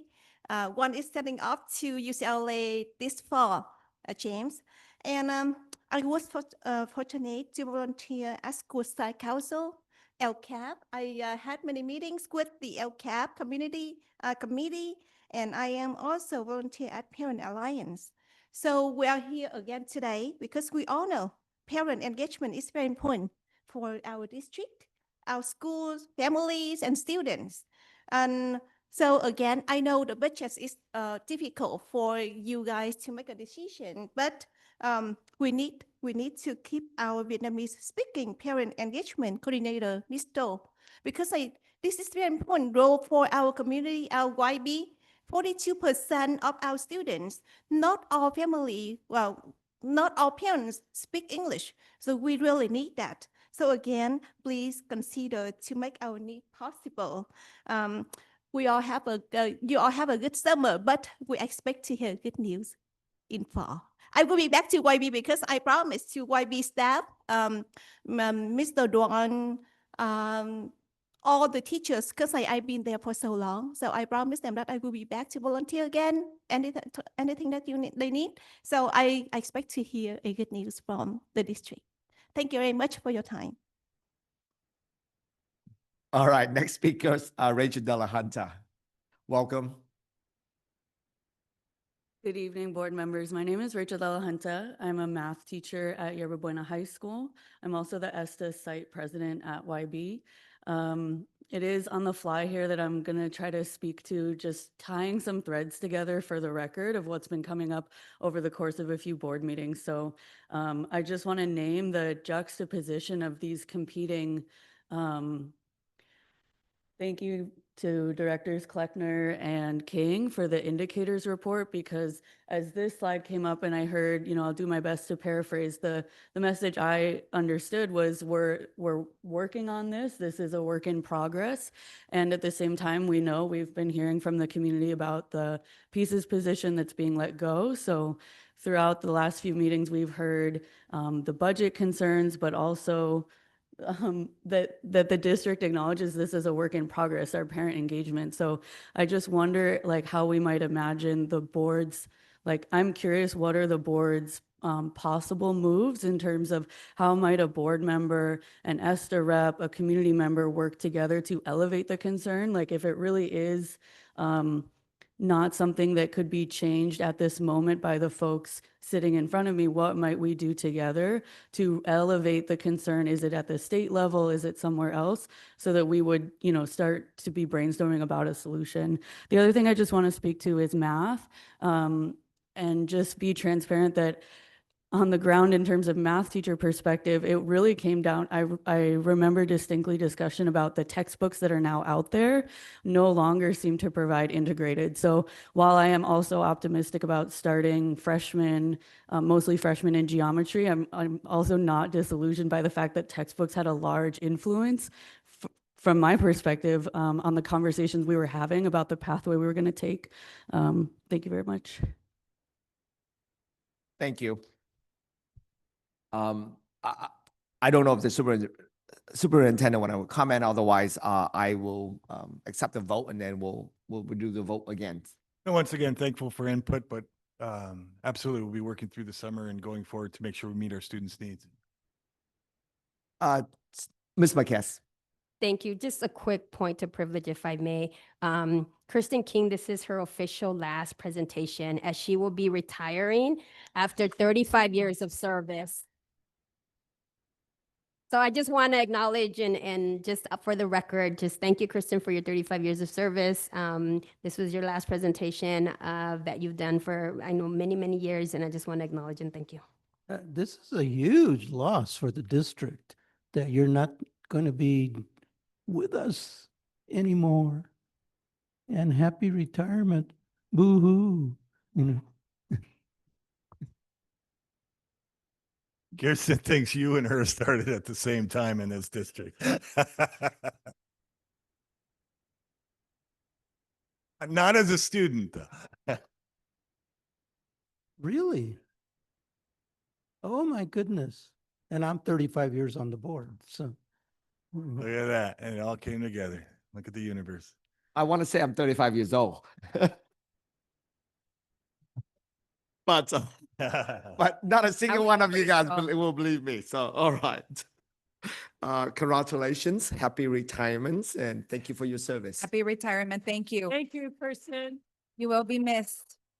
So, Mr. President, I also want to appreciate our last speaker, our ESTA rep at Yerba Buena, for the spirit of your comments, that you're working with reality and inviting us to keep working together and maybe be creative in how to meet the needs of the community at Yerba Buena and our students. I really liked the tone and tenor of your remarks, so thank you. And when we talked about elevating up, just want to say Senate Bill 743. 743. Senate Bill 743. Let's check it out and let's get organized together, because it is the key issue that affects all of this across our state for a district like ours. I also want to say thank you, Teresa, for recognizing Kirsten's work. And Kirsten, I just want to I want to thank you for your work, but I also want to just highlight it, how much an individual from a role of data and accountability and testing and good things like that can shape the vision and mission of a district. A lot of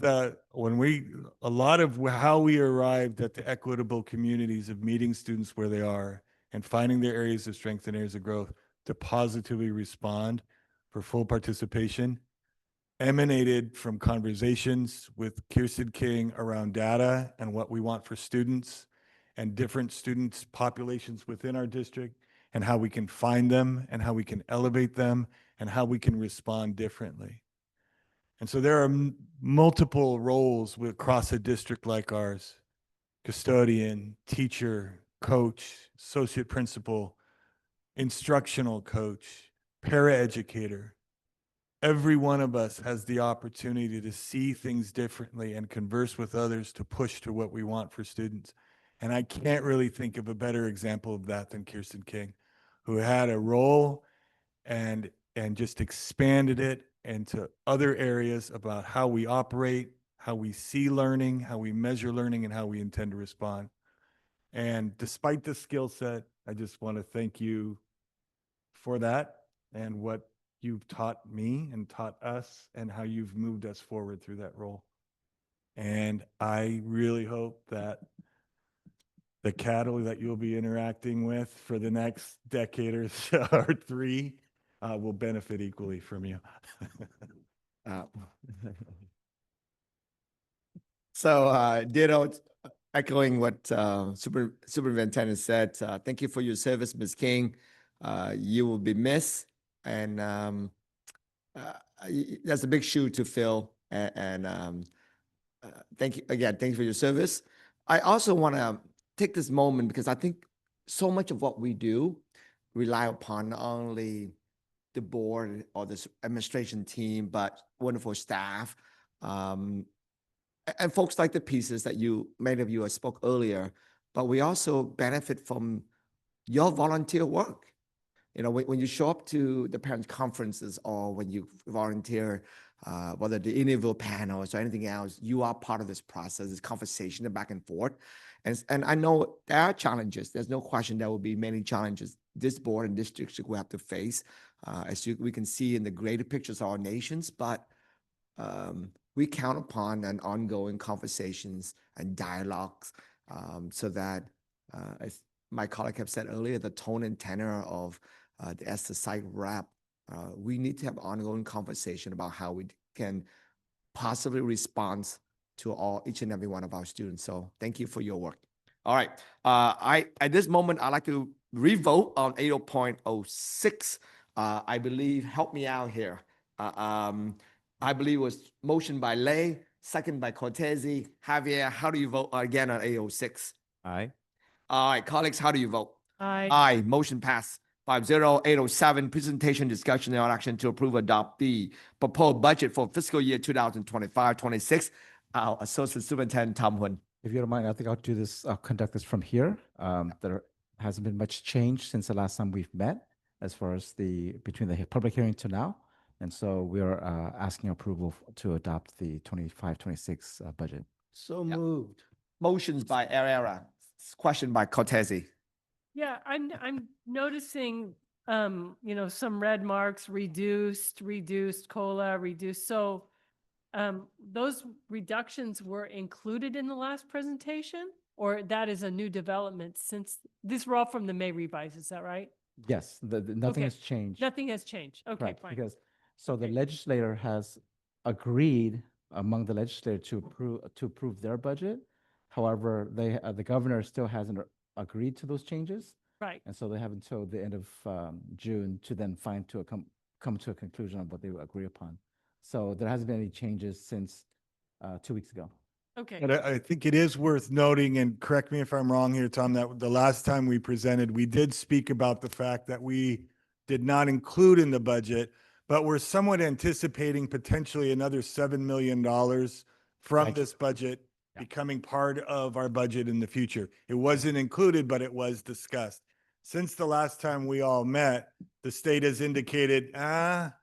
we're not budgeted to that level. And so when we look at the current level of what they're talking about budgeting, that 7 million that we were anticipated or hoping for has already been reduced, and still hoping for it for about $2.5 million. So a reduction of about $4.5 million since the last time we talked. So that would just be upside to this budget, and the upside got reduced Yes. by, Yeah, it's still more 55% than of what's in our budget, but it's less than what we were hoping Hoping for. slash anticipating. got it. Okay, thank you. That's helpful. But to Tom's point, it's not over yet. So lean on your, the politicians you know best to keep advocating for fully financing schools. And again, I think it's that's, the governor now, right? and the governor now, yeah. Turn it And to the governor. And again, as we look forward, I'm going to say it again, Rachel, Senate Bill, since you're on your laptop, you can Google it now, Senate Bill 743. We have to do something about equalizing educational funding across this state. And I would like to add my appreciation for the business department and Sylvia Palaio for the work and dedication for the last week's or 2 weeks ago's budget, and also the entire budget development process. All right, thank you very much. Any additional questions? I want to ask that, so 25-26 budget, we still meet the reserve 3%, but the 26-27 we are in the hole, correct? That is correct. That is correct. We will not meet our financial obligations in 26-27. That's why in the very next item in 8.08, you're going to see, and we're asking for approval for a fiscal stabilization plan that calls for reductions in for next year and the following year of $13 and $25 million to stabilize the budget and help reduce the deficit that we're in. Thank you. If there's no additional question, You any get of a the second? seconds, I believe Oh, motion was made by I'll Area, second. second by Cortese. Javier, how do you vote? Aye. Colleagues? Aye. Aye, motion passed 5-0. 808. Discussions and action to adopt resolution 2024-25-42 Eastside Union High School District Fiscal Stabilization Plan. Glenn? Correct. So as I mentioned this, Yep. oh, sorry. So as I mentioned previously, we are facing a multi-year deficit, and we will not be able to meet our financial obligations after the 25-26 school year. So we have 1 year of a runway to fix or resolve our budget situation. And so this is a fiscal stabilization plan that has to go to the county with our budget. Hopefully the county will approve our budget conditionally with this resolution, which calls for cuts of 13 million next year and another 25 million the following year. When we complete our unaudited actuals in September, we will have to provide the county with a more detailed fiscal solvency plan that will entail the number of positions and what type of cuts will constitute the 13 and then $25 million. And then at the first interim will be a more detailed plan. And so similar to the process we went through last year, we have to repeat the same process over again to identify areas of either the revenue growth or savings or cuts somehow to fix our budget. Acknowledge. Move I to approve. Oh, Move, sorry. move, sorry. Moved by Cortese, second by Herrera Javier, how do you vote? Aye. Colleagues? Aye. Aye. Motion passed 5-0. Just like to say that many times in this hall, there are different elements that come up and say, hey, you're always broke 3 years from now, right? And so we understand that these are today's numbers and today's truth, and there might be change in that.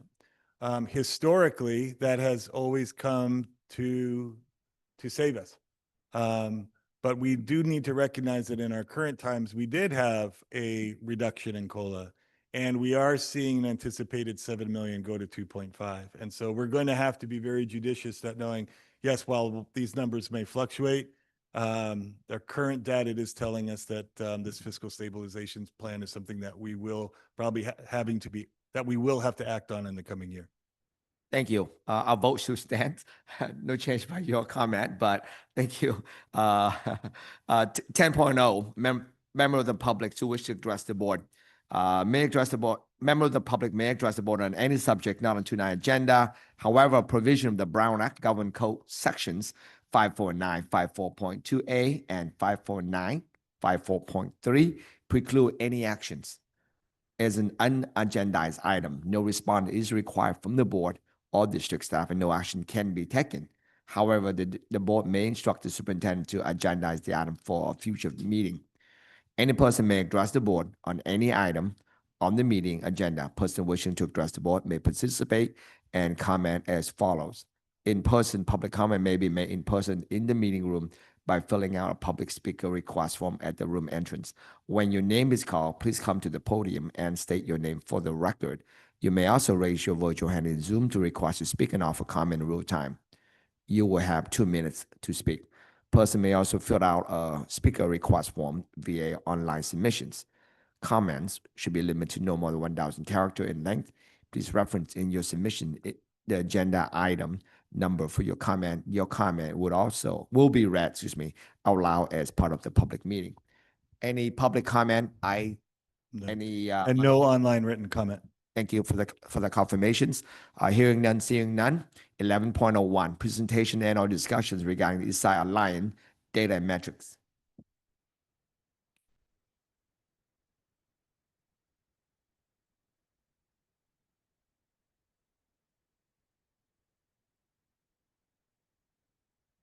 Right? Feels a little weird.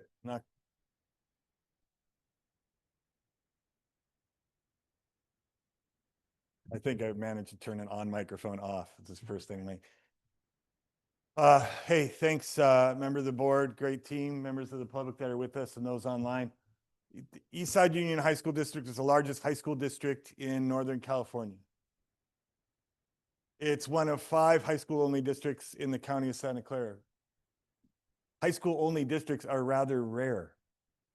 Okay, and so it makes your ability to respond to student need differently. When we talk about math scores, and I go, oh, what about Math 1 passage in 9th grade? We go, man, we sure would have liked to have done something with those kids in the 3rd grade when it's easier to keep up than to catch up, right? And so in order to address that reality, the Eastside Alliance was formed. And what's the word? Is it down or right that you go? There we go. So here, let's get historical for a second. We are part of something called the Eastside Alliance, and the Eastside Alliance formed in 2014. I don't want to make you sad, but check out the number of students that were across Eastside and our 7 feeder districts at that point. 80,000 students. 80,000 students across the Eastside Union High School District and its 7 K-8 feeder districts. In 2020, that number was 58,254. That's a very short time later, correct? And right now we're probably at around 54,000 across the 7 feeder districts in S, right? So this is just part of the reality, but they formed because they realized that this is one of the largest voting blocks in the area. If the population of this area would be just the East Side population of residents would be the 75th largest city in the United States, just the East Side. And that there was this need to coordinate action across this great geographic area and across different feeder districts. So what has happened with this? One of the key things that's come out of the East Side Alliance is the Spartan East Side Promise. And so that this is one of the sole contributors that we can all speak to. Hey, if you graduate with your 2.5 meeting A through G and apply by November 30, you are in San Jose State, right? So this is one of those things that we are been championing. But in the coming years, as we face deficits and reductions, we're going to want to move that message into the Alliance so that our kindergartners show up and say, hey, welcome to first day of school. Guess where you're going to college, right? Check out Samuel Spartan. And parents need to be ready for that geometry class in the 9th grade. And this is what A through G is. And this is why you want to be ready for it, because you'll get that high school diploma, but you'll get that automatic pass to San Jose State. And with that education, life becomes easier and better. And you become that full participant that we're chasing. So part of our work that we've been doing in recent years, and we're going to just really double down on in coming years, is to present our partner, our feeder districts, to their boards and to their superintendents and administration, their data. This is when this was your 8th grade cohort. Years later, this is how many matriculated into our schools. This is how many persisted. This is how many graduated. This is how many met A through G. This is how many qualified for the Start and East Side Promise. And this is how many ended up attending college after high school. Interesting stuff. So they can begin those conversations sooner. And the districts that we presented to are fired up. We asked some of our districts, hey, what percentage of your students do you think go on to college after high school? Like 35. No, it's like 70. So if it is 70, let's get them ready, right? And let's get them ready with A through G requirements ready to go. So that future work with the Alliance is there. And so we've been talking with the San Jose State Sobrato Foundation about how we can do more communication out to our feeder districts to let them know about this as a point of reference early on. Cool stuff. All right, the other thing they do, and I apologize, I know we don't like EM and SC, but I'm going to have to admit I borrowed some of this text from them, so I'm going to have to tell you what like CS is. That's computer science, okay? But part of our partnership as the Eastside Alliance also works with our partners in Silicon Valley Education Foundation, which hosts the Eastside Access. They convene that. And they also have plans like Elevate, which works in mathematics and also with computer science, and school to home about getting computer skills and wireless devices into homes. After school enrichment, we have the assets program here that we're required to have about 25,000 touch points throughout a year. To get that, assets served about 7,200 students in the after-school program this year in our district. And then also the Eastside Education Initiative. So this is stuff that we're doing across the board. As I mentioned earlier, this Eastside Alliance also allows us to kind of, one, give K-8 districts a vision of what happens to their students after, which is important, not just you go and you're done, but also for us to coordinate like, hey, we would love to do acceleration in the 2nd or 3rd grade, but that's not our purview. They're not our students. So through the coordination with Associate Superintendent Marquez and the Associate Superintendents from our feeder districts, and I'm not here to like go through the whole math program like we just did a minute ago, but as an example of the coordination of the Alliance, we're able to provide sequencing and clarity for them as we talk about Meet A through G, high school success, but be able also to coordinate, okay, how can they accelerate in the middle grades, or where do they want to get their students ready for a position for success as they transition to 9th grade.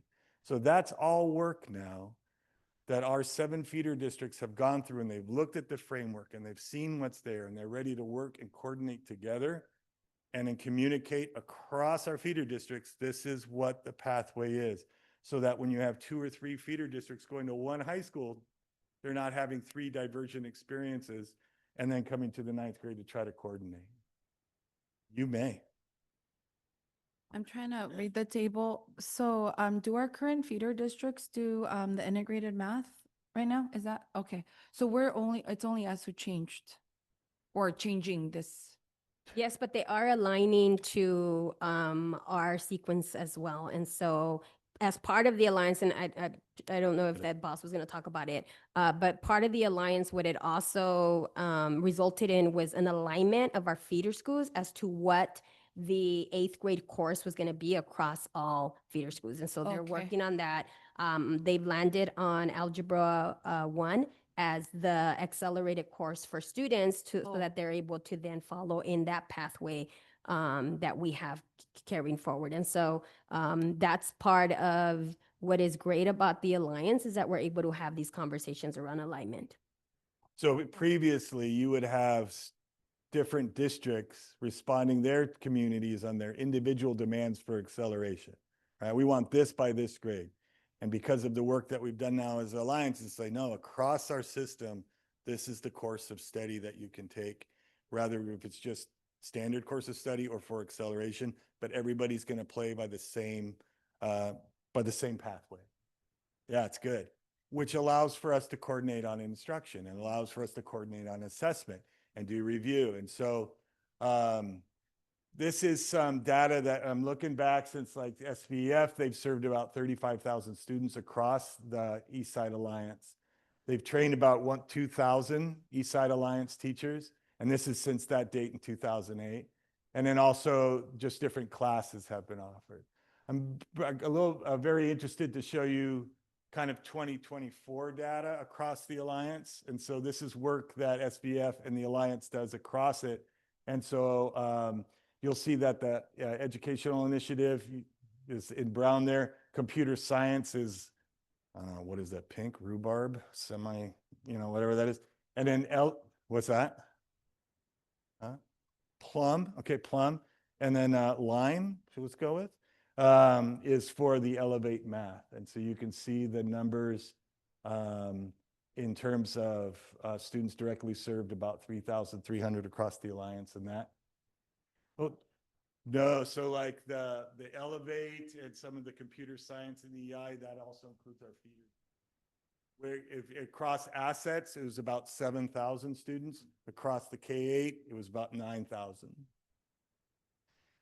Where Silicon Valley Education Foundation is working more with the Alliance is also working with teachers across the feeder districts, right? Across the feeder districts about the new framework and about the pathway of study. And so in this past year, they've worked with about 126 teachers. And so what we want to do going forward is, since they have the capacity to train, is to gear that training more towards what we know is happening or needs to happen in classroom, whether it's that being very explicit about vocabulary, like Mr. Collector talked about, specific forms of prepping students whose diagnostic test says, hey, we need to work on this in math to be getting ready for the standard that we're going to be encountering in math class.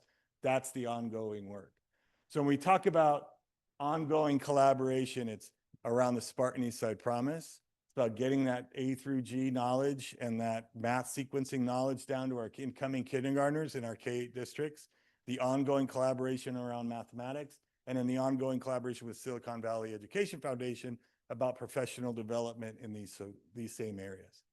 But notably, with the population that was at 80,000 and then dipped significantly in a short amount of time, to make sure that we're cognizant of that fact as well, to know about the size and scope of what we're dealing with, and then how we respond differently in terms of professional development and sequencing of things. Was that 80,000 again? I think they said 2014, 14. right? Yeah. So that's that and more to come. And I want to thank the feeder districts for their participation. We're meeting again on Friday. And then also want to thank the associate superintendents that really did good work on, sequencing the map and math and getting it aligned across 7 feeder districts. Like, wild that there's 7 feeder districts, but they're all there and they're all responding to 7 different communities in unique ways. So That's a huge win. That's a huge it's win. for them as well, right? Like Mhm. knowing Everybody. that they have a Mhm. clear sequence for their students going forward. Yeah. I have another question. Yeah. I am really excited that everybody's like on the same page, especially with where we're going to start with the sequencing. is looking at data coming next. Like, what are we learning, best practices, and like going off of that, like both for student participation with certain programs, but also professional development for our educators.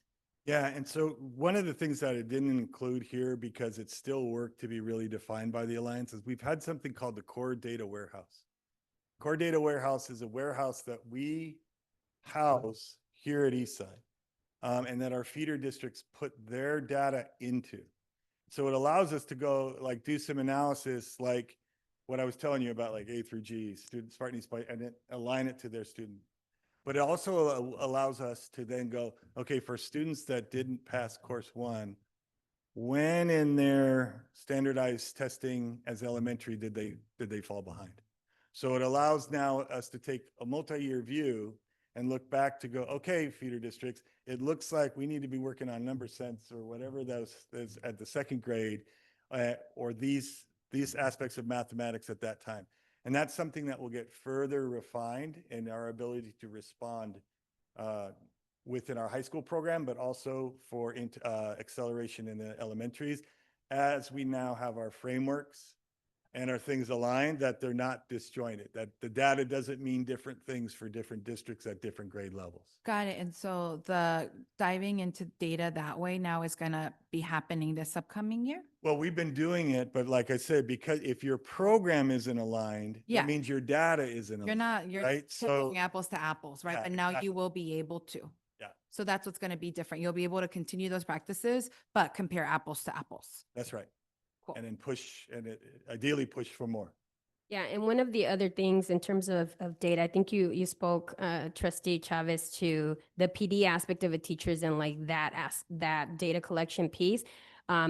We partnered this last year with Silicon Valley Math Institute or Initiative, and through SVF and the alliance that we have, teachers and administrators were able to go and visit classrooms as part of the professional development to look at the whole continuum from the lower grades up until 8th grade and then into the high school, so that we can actually see what's happening in the classroom. And a high school principal, a high school teacher can go out and see what's happening at the elementary, and elementary can then come and see what's happening in the high school. And so we were able this past year to be able to begin that type of professional development, and we hope to be able to continue it. Oh, I love that. You can see both ways. Oh, that's awesome.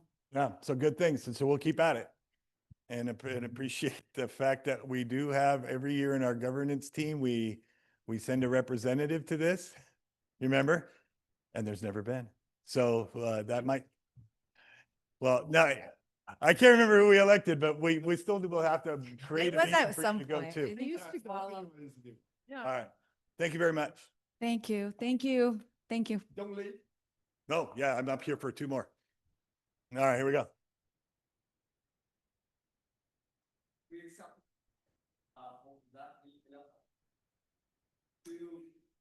Yeah, on these items, there's no action necessary by the board. This is purely presentation. So if you recall, a number of years ago, we convened a task force, I think we call it, and there's a couple of you that were on it, and they discussed about, okay, hey, in terms of positive schools, climate and safety, what are we looking for? What are we after? And what's the work to do? And there were things, the conversation was everywhere, from police on campus, not police on campus, police formally on campus or police on call, right? About how do we greet students, the nature of the linkage between instruction and just feeling good on your campus, fencing, parking lots, a whole lot of different things, looking at board policies. And they gave some, not recommendations, but it's kind of learnings, and this is where they were at to the board. And the board then, and the administration did some work with whether training with folks and, looking at data, and continue to do that work. And so we can see, oh, that's right, I'm in trouble. We can see that back then, this is like about 2 years ago, there was like, hey, more safety personnel and training for campus monitors, right? Preventative approaches and intervention for students, right? And getting consistency within consequences. And I think that's something we're always moving towards, is that consistency in adult response to student behaviors, right? I think we've heard about it expressed as like positive incentives and kind of negative incentives, but disincentives, right? And then just kind of improved engagement with students between all adults on campus and students. And I think student services in our LCAP work and our work from the sites and admin teams and teachers and our classified staff who engages with students have been doing some good work towards this. But what we also did, we had some analysis and a visit of our sites themselves. And what that proved is, or what that got us to see, is that there are some areas where some of our campuses might be a little too open, or it's hard with the personnel that we have in order to make sure that we can secure a perimeter. And so the safety team, a group from the district with that analysis and given some of those reports, came together and synthesized it and basically say, hey, look, this is really what we need to do towards that end. And so I'm going to be very specific. And if you're going, what does that mean? Because it's obtuse, ask me and I'll try to use less obtuse language. But one, not just create a fence around your whole school, right? Which is massive. And once you jump in, you're inside. But to establish both perimeter fencing and also interior fencing, kind of a tighter fencing that you might see at like James Lick that we engaged in. It wasn't just from the street, but it's a little closer into the school to allow for interior fencing, for greater control of ingress and egress during the school day of visitors or non-visitors, droppers by, or just students and parents. And so one of the things that we'll be doing, as you saw that happened at James Lick, we'll be looking to create that fencing plan and install those fences across all our districts. You had a question? Something like. Thank you, Patty. How would you imagine something like that, say a very large campus, 182 acres, independent high school, for example? Yeah, so if you were to fence Independence High School, which it is, right? It is fenced on its perimeter. Kind of, yes. Yeah, I mean, to the degree that is humanly, possible in one sense. But if you then look past the parking lots, right? And then you start to look, okay, how can we control the ingress and egress tighter within the school? Then you would see, if this was the entire Independence, right? Maybe a smaller fenced-in version of that, where parking lots and some athletic fields are essentially the front lawn, but this is where we lock our house, right? And so what we did before the end of the school is we actually walked. Interesting that you bring up Independence. The safety team from the district met with the Independence safety team and members there, and we walked the entire campus. And as you know, that takes a minute. And really look to see if we were to secure a perimeter, this is where the fencing would be. And there's tough decisions, like how far do you go out to Oberfeld Gardens, right? Or do you keep it closer, right? Are there areas of the campus that, we can just kind of corner that off, right? When we look at a campus like Oak Grove, you have you walk in that main gate and then you can kind of go anywhere. Is there a way to just put two fencing right to that main door, where you're going to have to go through that main door to get in? It's those type of site-by-site decisions that began with James Lick, continued with Independence, and then last week, Tuesday, Associate Superintendent Wynn, and I believe was Julio Lucas with you there as well. They met with every site administration team to start looking at where your single point of entry might be, and then to start talking about where that tighter controlled fencing would be, where we control ingress and egress. And in a later item to come later on, there will be action from the board that we're seeking to authorize the use of bond funds to execute this. And I'll speak to that in the subsequent slide as well. So first is a part of this is to make sure that there's that tighter nexus of fencing. Yes. So in a school like EV or Independence that has many thousand students, how do you manage a single point of entry? You don't, as students enter and exit, like the beginning or end of the school day. Okay. You don't want pinch points. You don't want funnel points. You want everything open and say, get in here. Right. But once that bell rings and now it's a controlled school day, then we create the single point of entry and say, from now on, if you're late for school, if you're a visitor, you come through here. Got it. And there will be a through here to get to, because I've been to some school sites. There's no get in, right? I have no way to get in here. That's right. And so it's a fortress. And that's one of those things that the way the fencing has been thought of in the past of just perimeter everything, right? So what we're going to look at that on some of our sites, I'm not going to name it, but I think we know which one we're thinking about. Like, let's get the fence on along that sidewalk where the parking lot's still available to folk, right? But still has a controlled point of ingress and egress. That's the kind of thinking we'll do site by site. And of course, in God forbid, as an emergencies, we want to be able to have easy access. Everybody out, Yeah. right? Exactly. So really, when we're talking about single point, and in some cases, our schools, some of our larger schools might just have designated points. There might be a north and a south, right?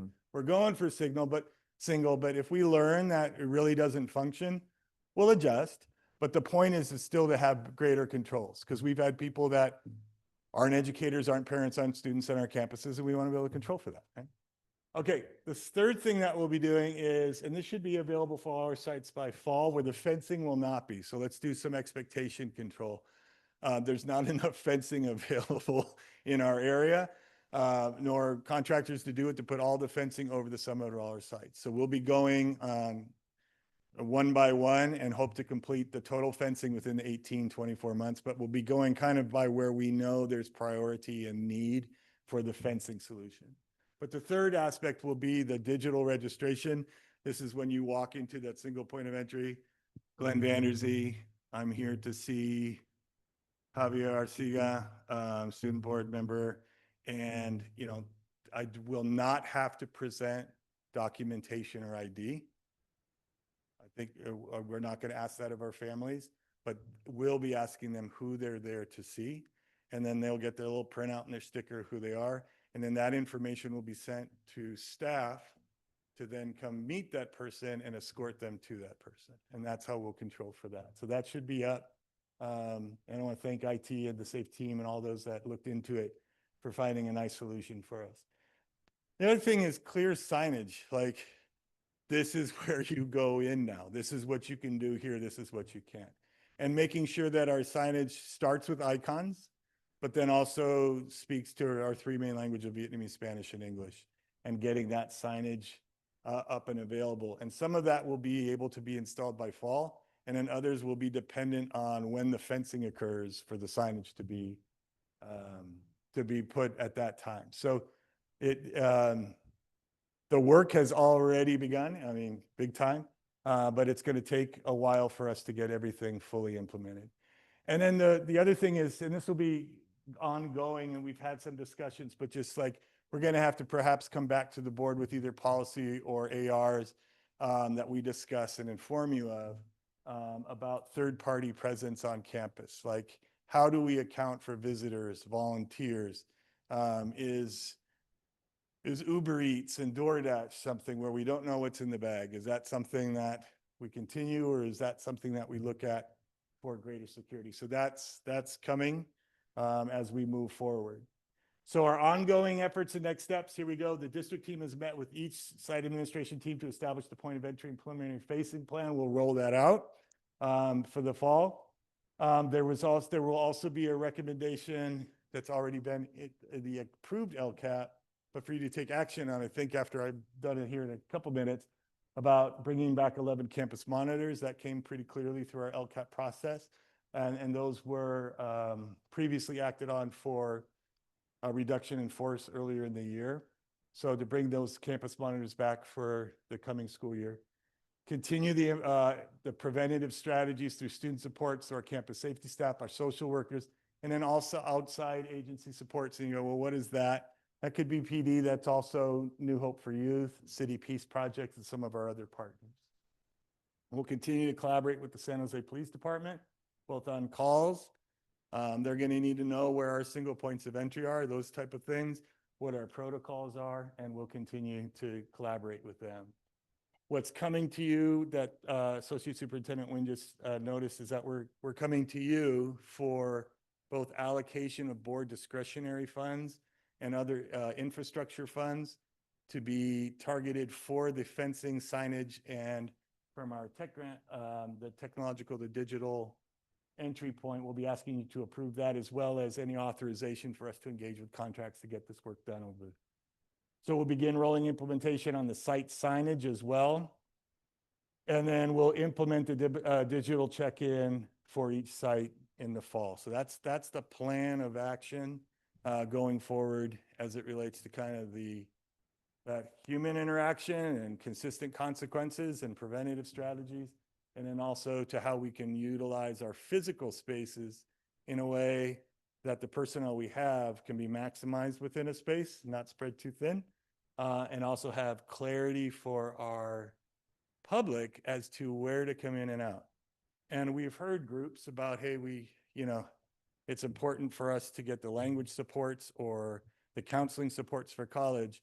That single port of entry oddly supports that, right? Like, don't come in and get lost. Come on in and figure out immediately who can help you to get your needs met as succinctly as possible. So good, thanks to the teams that have put that together, and thanks for the teams that are going to keep going, and that's what we'll be up to. Great. All right. If there's no additional questions, or no questions, excuse me, 11:03. All right. So there's these things called phones and mobile phones.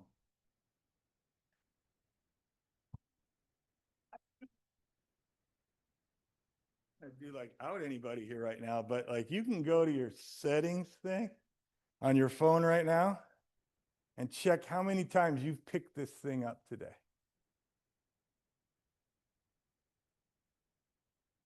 I don't even want to tell you how many times I have, but if you were to look at your phone, I think you'd be a little bit stunned about how often you're picking this thing and doing a check-in. And then you ask yourself, well, how many phone calls did I actually make? I made about, well, my business, I do about probably 26 or 30 calls a day, but that's far away from the 150 pickups I have. So why am I keeping checking in on this thing? What's it doing for my brain every time? And is it helping me stay focused, or is it pulling me away at times? These are questions that we know are out there. This is also an amazing tool. I get to stay connected with everybody in this room at any point just by going, hey, got a minute for a call. Or Googling something like Senate Bill 743 right now, find out what it is, right? These are amazing learning tools. And so we are in a phase of who we are about figuring out what's the appropriate use for these things. And I know that in some districts, it's like, are we going to ban cell phones or not? Like, maybe we will, I don't know. But the way we're going to enter this conversation as the Eastside High School District is, what's the appropriate use? We have board policy that says, hey, don't use your phone in a way that's not consistent with board policy of like staying in connection with learning and not distracting others or doing harm by what you send or what you create via image manipulation and sending all that on. So what generously two members of our community have agreed to do, and then beyond that, 127 people, is to create a work group to find out, similar to that safety task force, is like, what's up with these things? For a group to volunteer of selected students, staff, and guardians to investigate and kind of synthesize a couple of things. What's the impact of these things? Positive or negative, right? On our academic progress, on our use in general, developmentally, does this do something to our brains at different ages, right? Socially, how's this messing with us or helping us? In an age of where we currently are politically and where we are with certain issues of immigration status, there's a lot of interest in people having phones right next to them to stay connected as family members. All that plays into appropriate mobile phone use, right? So we'll be taking a look, asking this group to like research that out. We'll ask them to take a look, like how useful are these things as a learning tool? And when is it all the time or is it specific times, right? The other thing is just like, are there best practices either within Eastside or without that it's out there that we can learn and be presented with? It's important that this group survey our students, our staff, and our parents and our guardians about their feelings about this. For some people, don't you dare take this. This is the most important thing in my life. Can't function without it. You asked for it, I'm not giving it up. For other people, here it is, right? Some people are very comfortable saying, please put your phones away. Other people are like, oh, what if they don't? Right? And so we'll look at what best practices are out there and also survey people of what they think is appropriate use and what responses should be. They'll conduct that survey and then also be able to go through the results to be able to share their investigations and their how they synthesize responses. And then they might talk about, hey, here's some potential changes in practices about how we define and how we pursue appropriate use. This group will be facilitated by a teacher who's been very much at the forefront of this discussion. Yeah.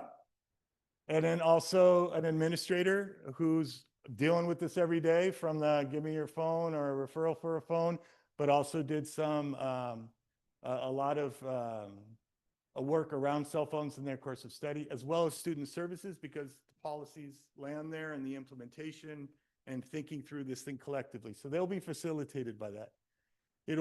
This committee, though, will be made up of students, staff, and parents and guardians. And when we sent out the invitation, as of today, which was the final day, we had 127 people say, hey, I want to be part of this committee.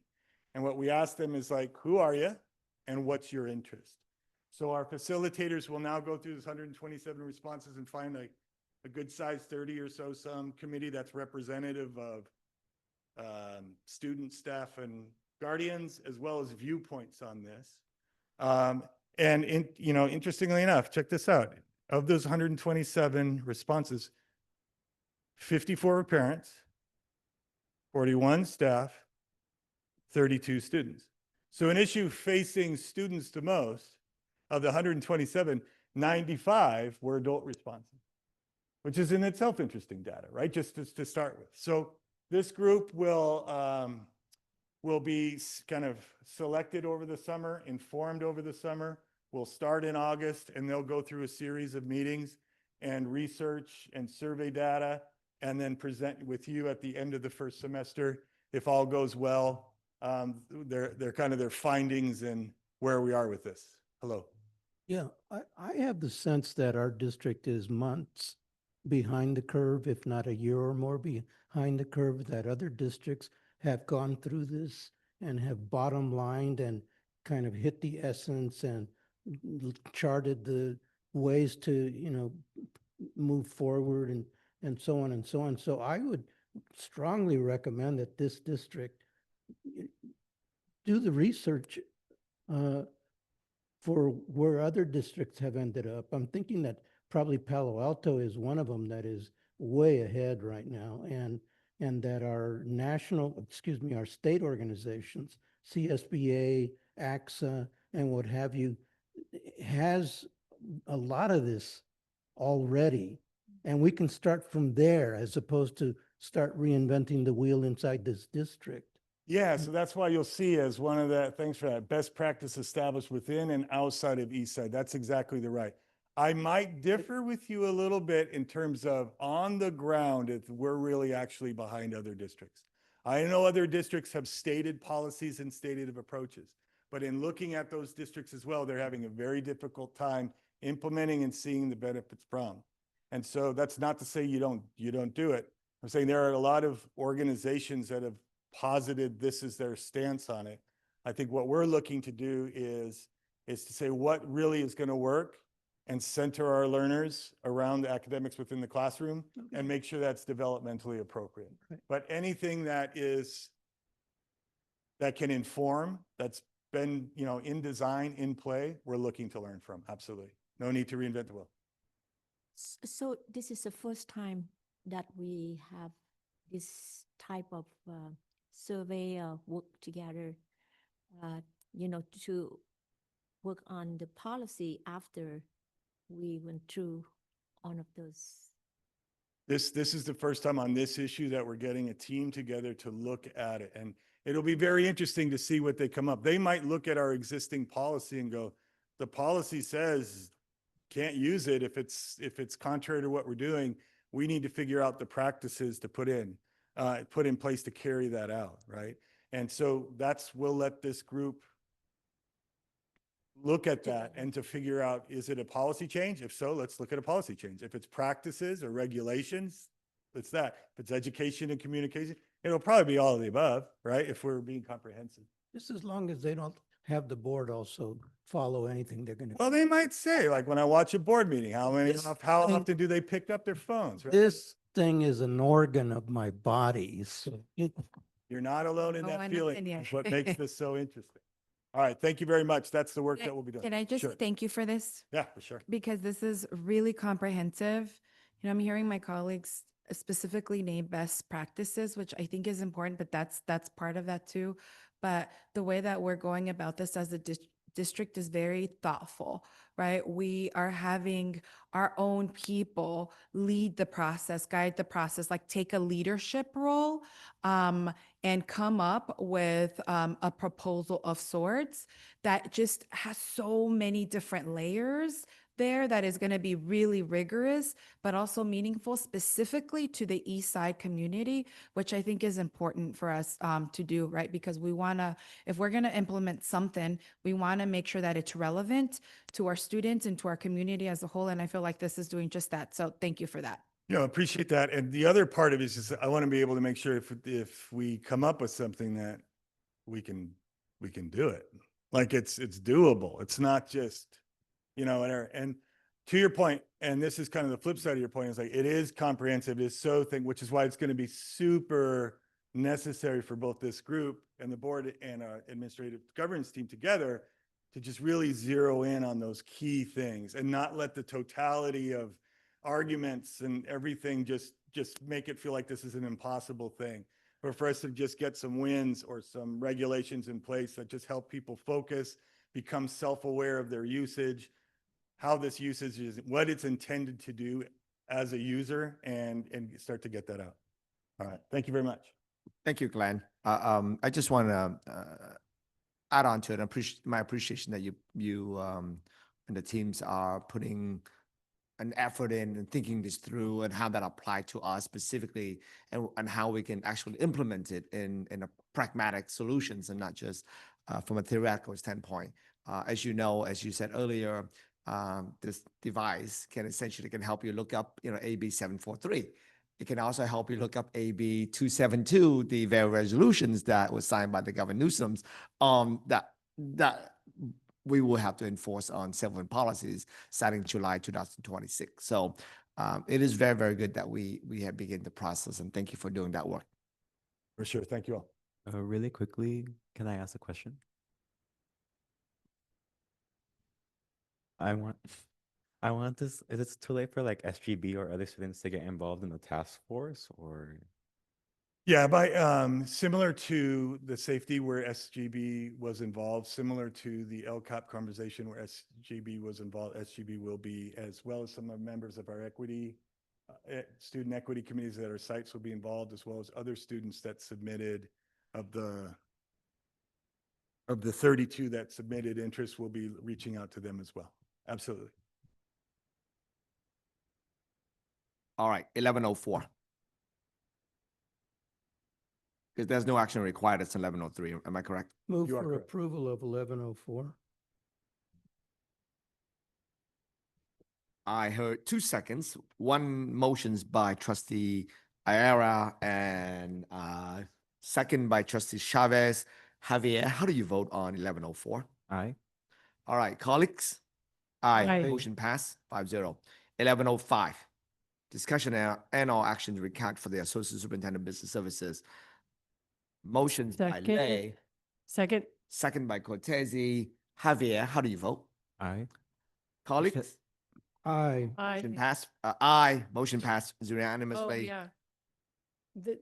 Sorry, you don't Personal get to vote on preference. this on personnel. I apologize. That's my fault, not you, It's fine, Javier. not yours. Yeah, You're good. Okay. Well, we'll move that, but I think your vote as a group, do we have to re-vote or our vote still stand? We're good. You're good. We're okay. You're good? All right. That's what I like to hear. All right. Forgive me for Javier. That's on me. I will go back to 11. Now I'm at 1106. Discussion on action regarding employment contract for the Associate Superintendent of Human Resource. Move to approve. So I hear on my left, motion by Cortese, second by Chavez. Sorry, I think she just beat you by a hair there. Colleagues, how do you vote on 1106? Aye. Aye. Motion passed 5-0.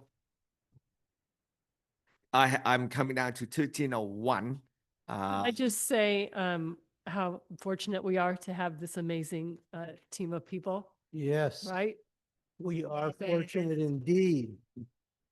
Thank you for choosing Eastside All right. Staying here. and staying here. Top-notch team. All right. We have a great team. So 1301, discussion and action to approve contract for professional service over 25K. Move to Thumbs up. approve. Motion by Cortese. Move second. Can I say thumbs up? You can say thumbs up. I qualifies it.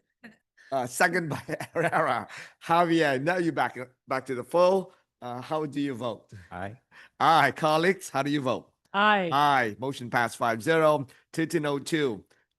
Discussion on action for superintendent designee to award request for proposed and piggyback during the summer. Thumbs up again. Motion moved by Lay. Second by Herrera. Javier, how do you vote? Aye. Colleagues? Aye. Aye. Motion passed 5-0. 1303. Discussion action to approve contract CSPP 553300. Approval.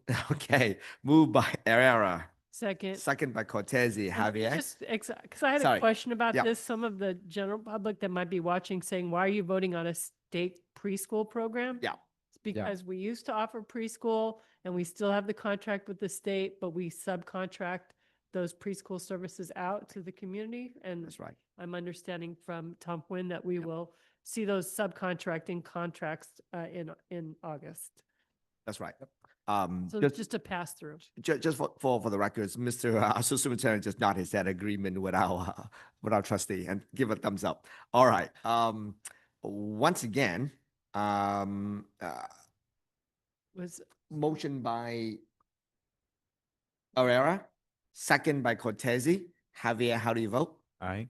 Colleagues? Aye. Motion passed 5-0. 1304, discussion and action to adopt resolution 2024-25 -843 regarding the education protection account, EPA.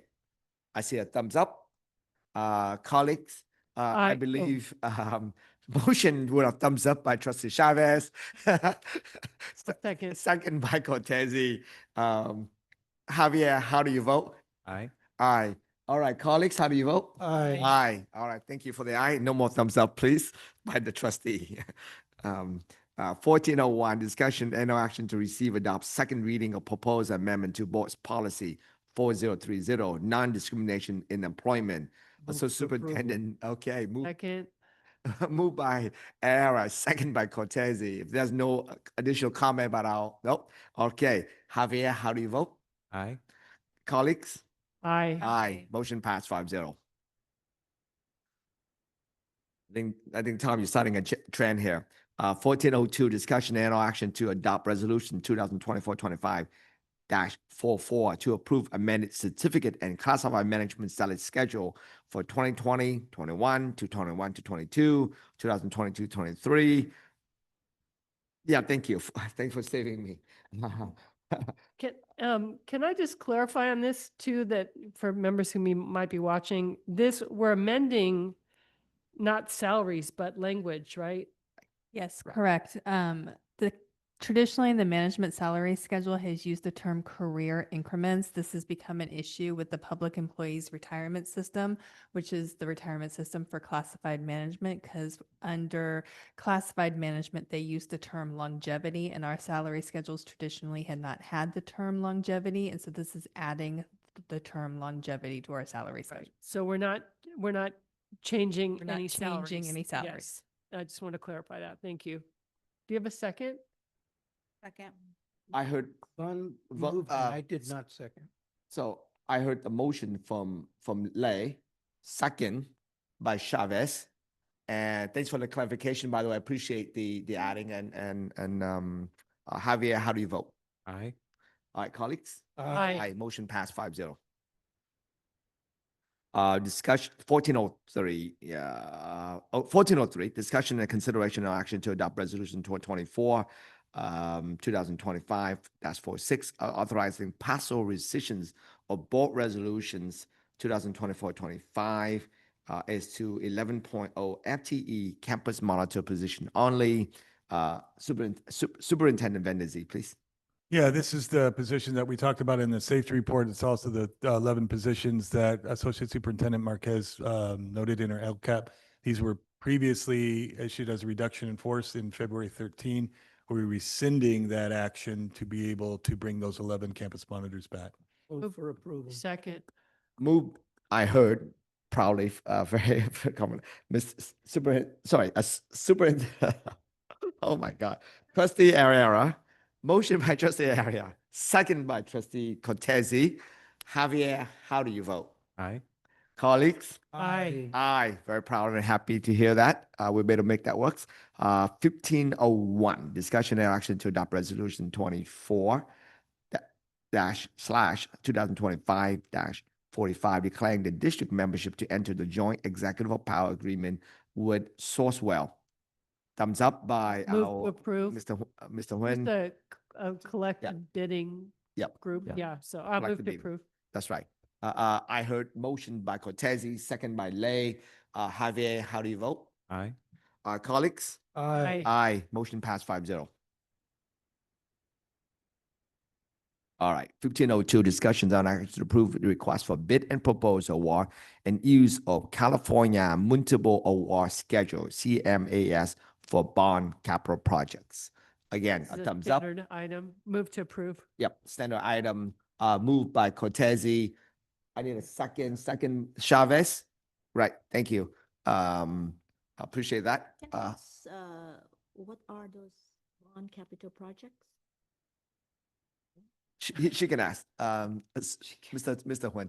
So, So they're listed on the memo in terms of 1 through 6. Do you have a more specific question as far as those are bond capital projects that involve not turf but grass alternate on some of our campuses.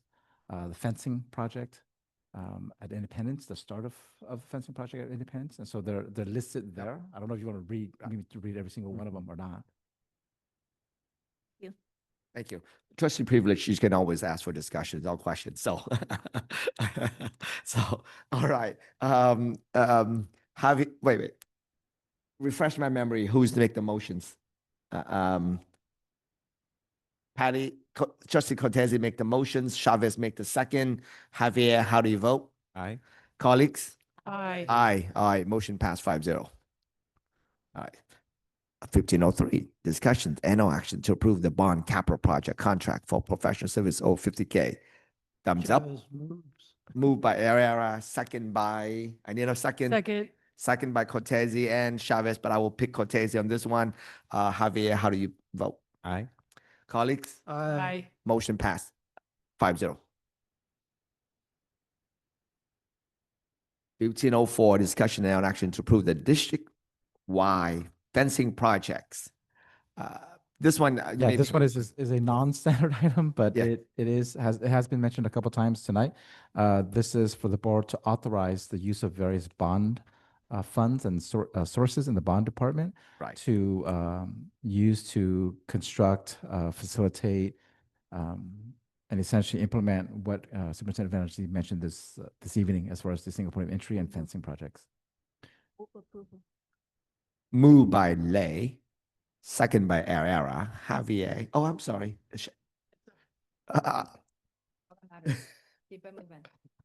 Javier, how do you vote? Aye. Colleagues? Aye. Aye. Motion passed 5-0. All right. Consent calendar. Move to Board approve the President, I'm consent going to ask that the consent item 1703 be removed. We will be bringing that item to the special board meeting on June 26th. You know that you approved the petition renewal for Escuela Popular at one of our past meetings, and that there were some material deficiencies that needed to be corrected. We've been in communication with them to get those corrections in place. We went up until today to get that done. Unfortunately, the last document we received was not complete. Even though some of the adjustments that were made, we need the complete document. So we'll be bringing that back for the 26th for your approval. All right, thank you for Okay. that. Explanation. Move to approve the consent calendar minus 1703. Okay, so motions by Cortese, second by Lay to approve the consent calendar minus 1703. Javier, how do you vote? Aye. Colleagues? Aye. Aye. Motion passed 5-0 for the consent calendar. Future agenda item, opportunity for Board of Trustees to request item for future agendas. Colleagues, anyone? Any other additional requests? Nope.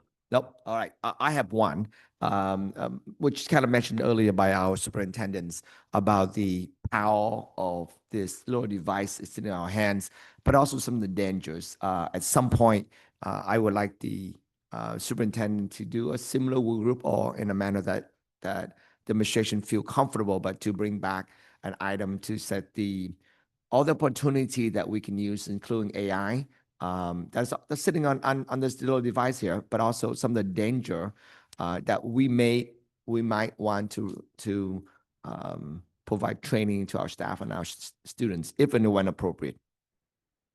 Yeah, and I'm going to ask for a little bit of time on that so that we can get the mobile use in effect, as well as there's been some very interesting discussions around artificial intelligence and where kind of when we first heard about that, is everybody going to start cheating? And then the conversation kind of evolved to how do you teach utilizing AI? What are the benefits? What are the pitfalls? And we're probably going to need a little bit of time to kind of get that clear sense of it, knowing that it's changing so rapidly, and that quite honestly, our institution in education has not caught up to that progress, as in many other areas. But I think that the mobile use policy or the mobile use appropriate use committee work group will be able to address some of the ways that whether it's AI or other apps within a phone, how we want to respond to them when they're done in a way that's hurtful or for an unintended use. Thank you, and I want to acknowledge the challenge and the moving how fast that moving target is accelerated in just in the last few months. So thank you, but of course, as you notice, we've been. This board have been incredibly patient on the mobile phone. I think I requested about 14 months ago, and so I'm grateful that we're now able to move forward. So at some point, I am confident in the administration to make similar effort. Yeah, I appreciate your patience on that, but also it's, like there's some things you don't necessarily want to be first, have to be first on. You want to get it right, and this is one of those. This is one of those areas. Agree, and this is an opportunity for the student leadership group to be more involved if you're so inclined in the futures. All right. Having said that, Board of Trustees Spring Communications. Starting with, can we, if you don't mind, I'd like to start on my left. And okay, well, I take that. I will go whatever you like. I'll go to the right if you want. Yeah, happy summer, everybody. I mean, yeah, I don't know that I have anything specific to say. Yeah. All good. Thank you, everybody. Over here? Yes, you, sir. Yes. I have no comment. Great. I would like to say that happy retirement to, I don't know, that Julie Casper also retired, right? We didn't have a chance to say happy retirement to Julie Casper, has been with us for quite a long time, as same as Christine King and all the CSEA or staff have been involved with, have been taught, at Eastside District. So I would like to say that and thank you for all of the hard work that you've been contributed to Eastside District. I also want to ask the district is we do have the digital timer, but we don't have the microphone automatically shut off after 2 minutes.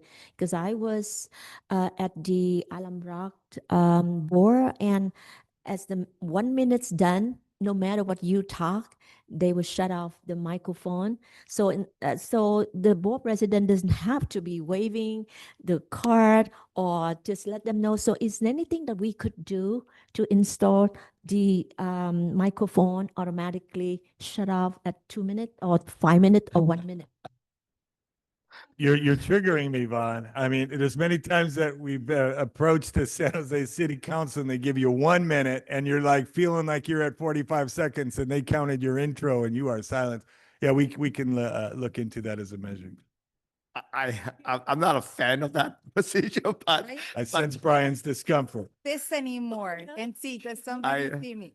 I think I'll be honest with you. I mean, I know this is not an agenda. I don't want to make too much of a deal out of it, but I think if people are waiting for hours to tell us, if I can wait a few more seconds, I'm comfortable with that. But I want to do it in a manner is sort of content neutral. So whether you're in front of me and you say something that I like, or you say things that frankly I just don't agree with, I want to be respectful and give you that time. If an extra few seconds, is it now? Of course, is somebody given 2 minutes and they spend 5 minutes? Well, that's a little bit excessive, but and we haven't had that happen. So I'm But- hearing a 10-second fade out. Is Yeah. that what we're going for? Okay. Yeah, Some I mean, with Oscar music as they wrap Yeah. up, you know. I want to be respectful because if you're willing to put in the effort to come talk to us, I want to be. But you're right. I'm more comfortable with the music phase out like the Oscar than I am at the automatic shut off. But all right, I will. Having said that, I have no additional comment on my part. Javier, would you like to make a statement, please? I just had a question for Glenn regarding SVCTE. Would it be possible to like increase the number of like spots per program for each school? Because I know for my school, I think they only allow 2 people for like nursing or like certain other programs. So would it be possible to like increase the number of spots? Or We have a report, we have a deadline, I believe it's in February, if I'm not wrong, that we have to declare the spots for the subsequent year. And what we do is we look at like the average over the past years, where it's increasing or not. We can take a look in the future. This is something that I'm sure we could meet on to see if there's options in how many students per school, as well as the total number. I'm gonna just say that conversation, like, so in a weird way, the answer is we could look into it, right? So thanks for bringing it up. 2, it's going to be a very complex issue as other districts are experiencing declining enrollment, Metro Ed as well, and also recognizing that tonight with what we did in the master business agreement, that they are now they have $3 million annually less in their budget than before. So they're going to have to make programmatic adjustments as well. So I thank you for bringing it up. I see Associate Superintendent Marquez like noting and doing like, we've been talking about that, so I know they're on it. And so it wouldn't surprise me if she might ask you in the coming, either tonight or when we come back in August, kind of your thoughts, your thinking, so just so that they're informed by that. On that note, Glenn, would like to continue with your public comment. Is this my turn? Okay. Once again, thanks to everybody for a really great school year and for staying focused. And I do want to compliment our staff and our community that understood that there were $10 million in cuts this year. And I hate to say, I mean, as a superintendent, it's the last thing that I want to have to do is recommend to the board to take yes on that. But I do want to thank our staff with the maturity and resolve in which they faced that and how they handled it. And to continue looking for ways to continue to provide service. I also want to say that our schools are very complex places and are needing to meet the needs of so many, and some of which we've heard tonight, and some who weren't here tonight because of working multiple jobs and other elements that also need those services. And I want to thank you to that. And I'm grateful that we have a team and a board that resonates with that, but also is going to find a way to be judicious in finding solutions for folk. But also let our community know that we're here for things beyond education as well, like during COVID when we did contact tracing and reporting. And tonight there was a fire in the Piedmont Hills. Locally, not too many houses were not burned. There was not property damage that we know of, but a fire started to really rage near that.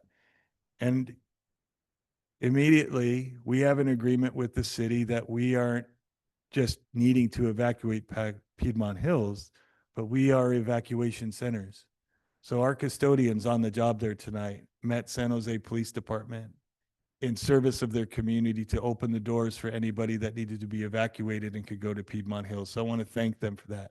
I want to thank the admin staff that were immediately in communication, and also our facilities staff and Matt Sidlauskas, who got out of his house and drove all the way over to Piedmont Hills and is still there, making sure that the site is open and available for citizens affected by that fire.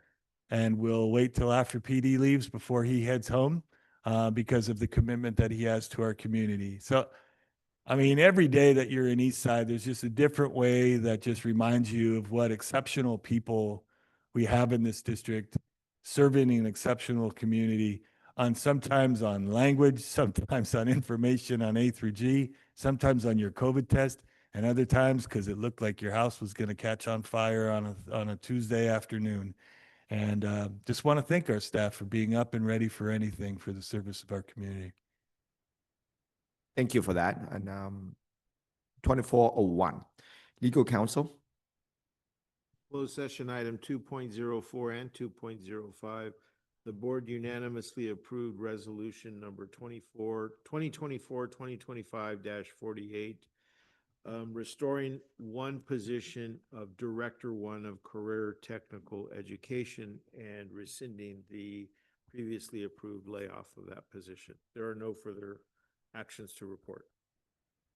Thank you. Is it okay to elaborate on that? Meaning Yes. the funding for that? So this is a position that we were able to rescind because we sought or petitioned for and were awarded a Perkins grant for, I don't want to say 573,000, let's call it above 500,000. I don't want to get the other numbers wrong, but also included kind of as part of that grant that we would have a person that's in that role working on expanding career technical education across our schools. And whether that's in a Metro Ed experience, whether that's in a CTE program, or as we've talked about, are there ways to embed career technical education into other course offerings where you don't necessarily have to take a CTE class to get CTE, but also can make a subject area more accessible to a greater number of students. And so we'll have somebody in that role that's funded by the grant and whose job is also to seek out other grants and more funds to conduct that career technical education. So to be clear to anybody listening, this won't have an impact on the general fund because it's purely grant funded, which is why we're electing to bring it back, and also for it to generate other income towards our educational outcomes that we're seeking. Thank you. We will not adjourn right now. In fact, we're going to recess back into closed sessions. And then when we come out, we will not have any item to report. Correct. Correct. I hear some finger pointing. There's something am I missing? Are online? No. Okay, great. Just so when we come back out, we will adjourn. I don't expect staff to be here, so go home, get some rest. Thank you very much. For the member of the public who are watching this, our next meeting is is tomorrow, June 18th. Thank you very much. Oh, I'm sorry. I just want to be very clear. It's our board retreat, but it is an official public board meeting. And on June 26th is special board meeting, public hearing number 3. Right.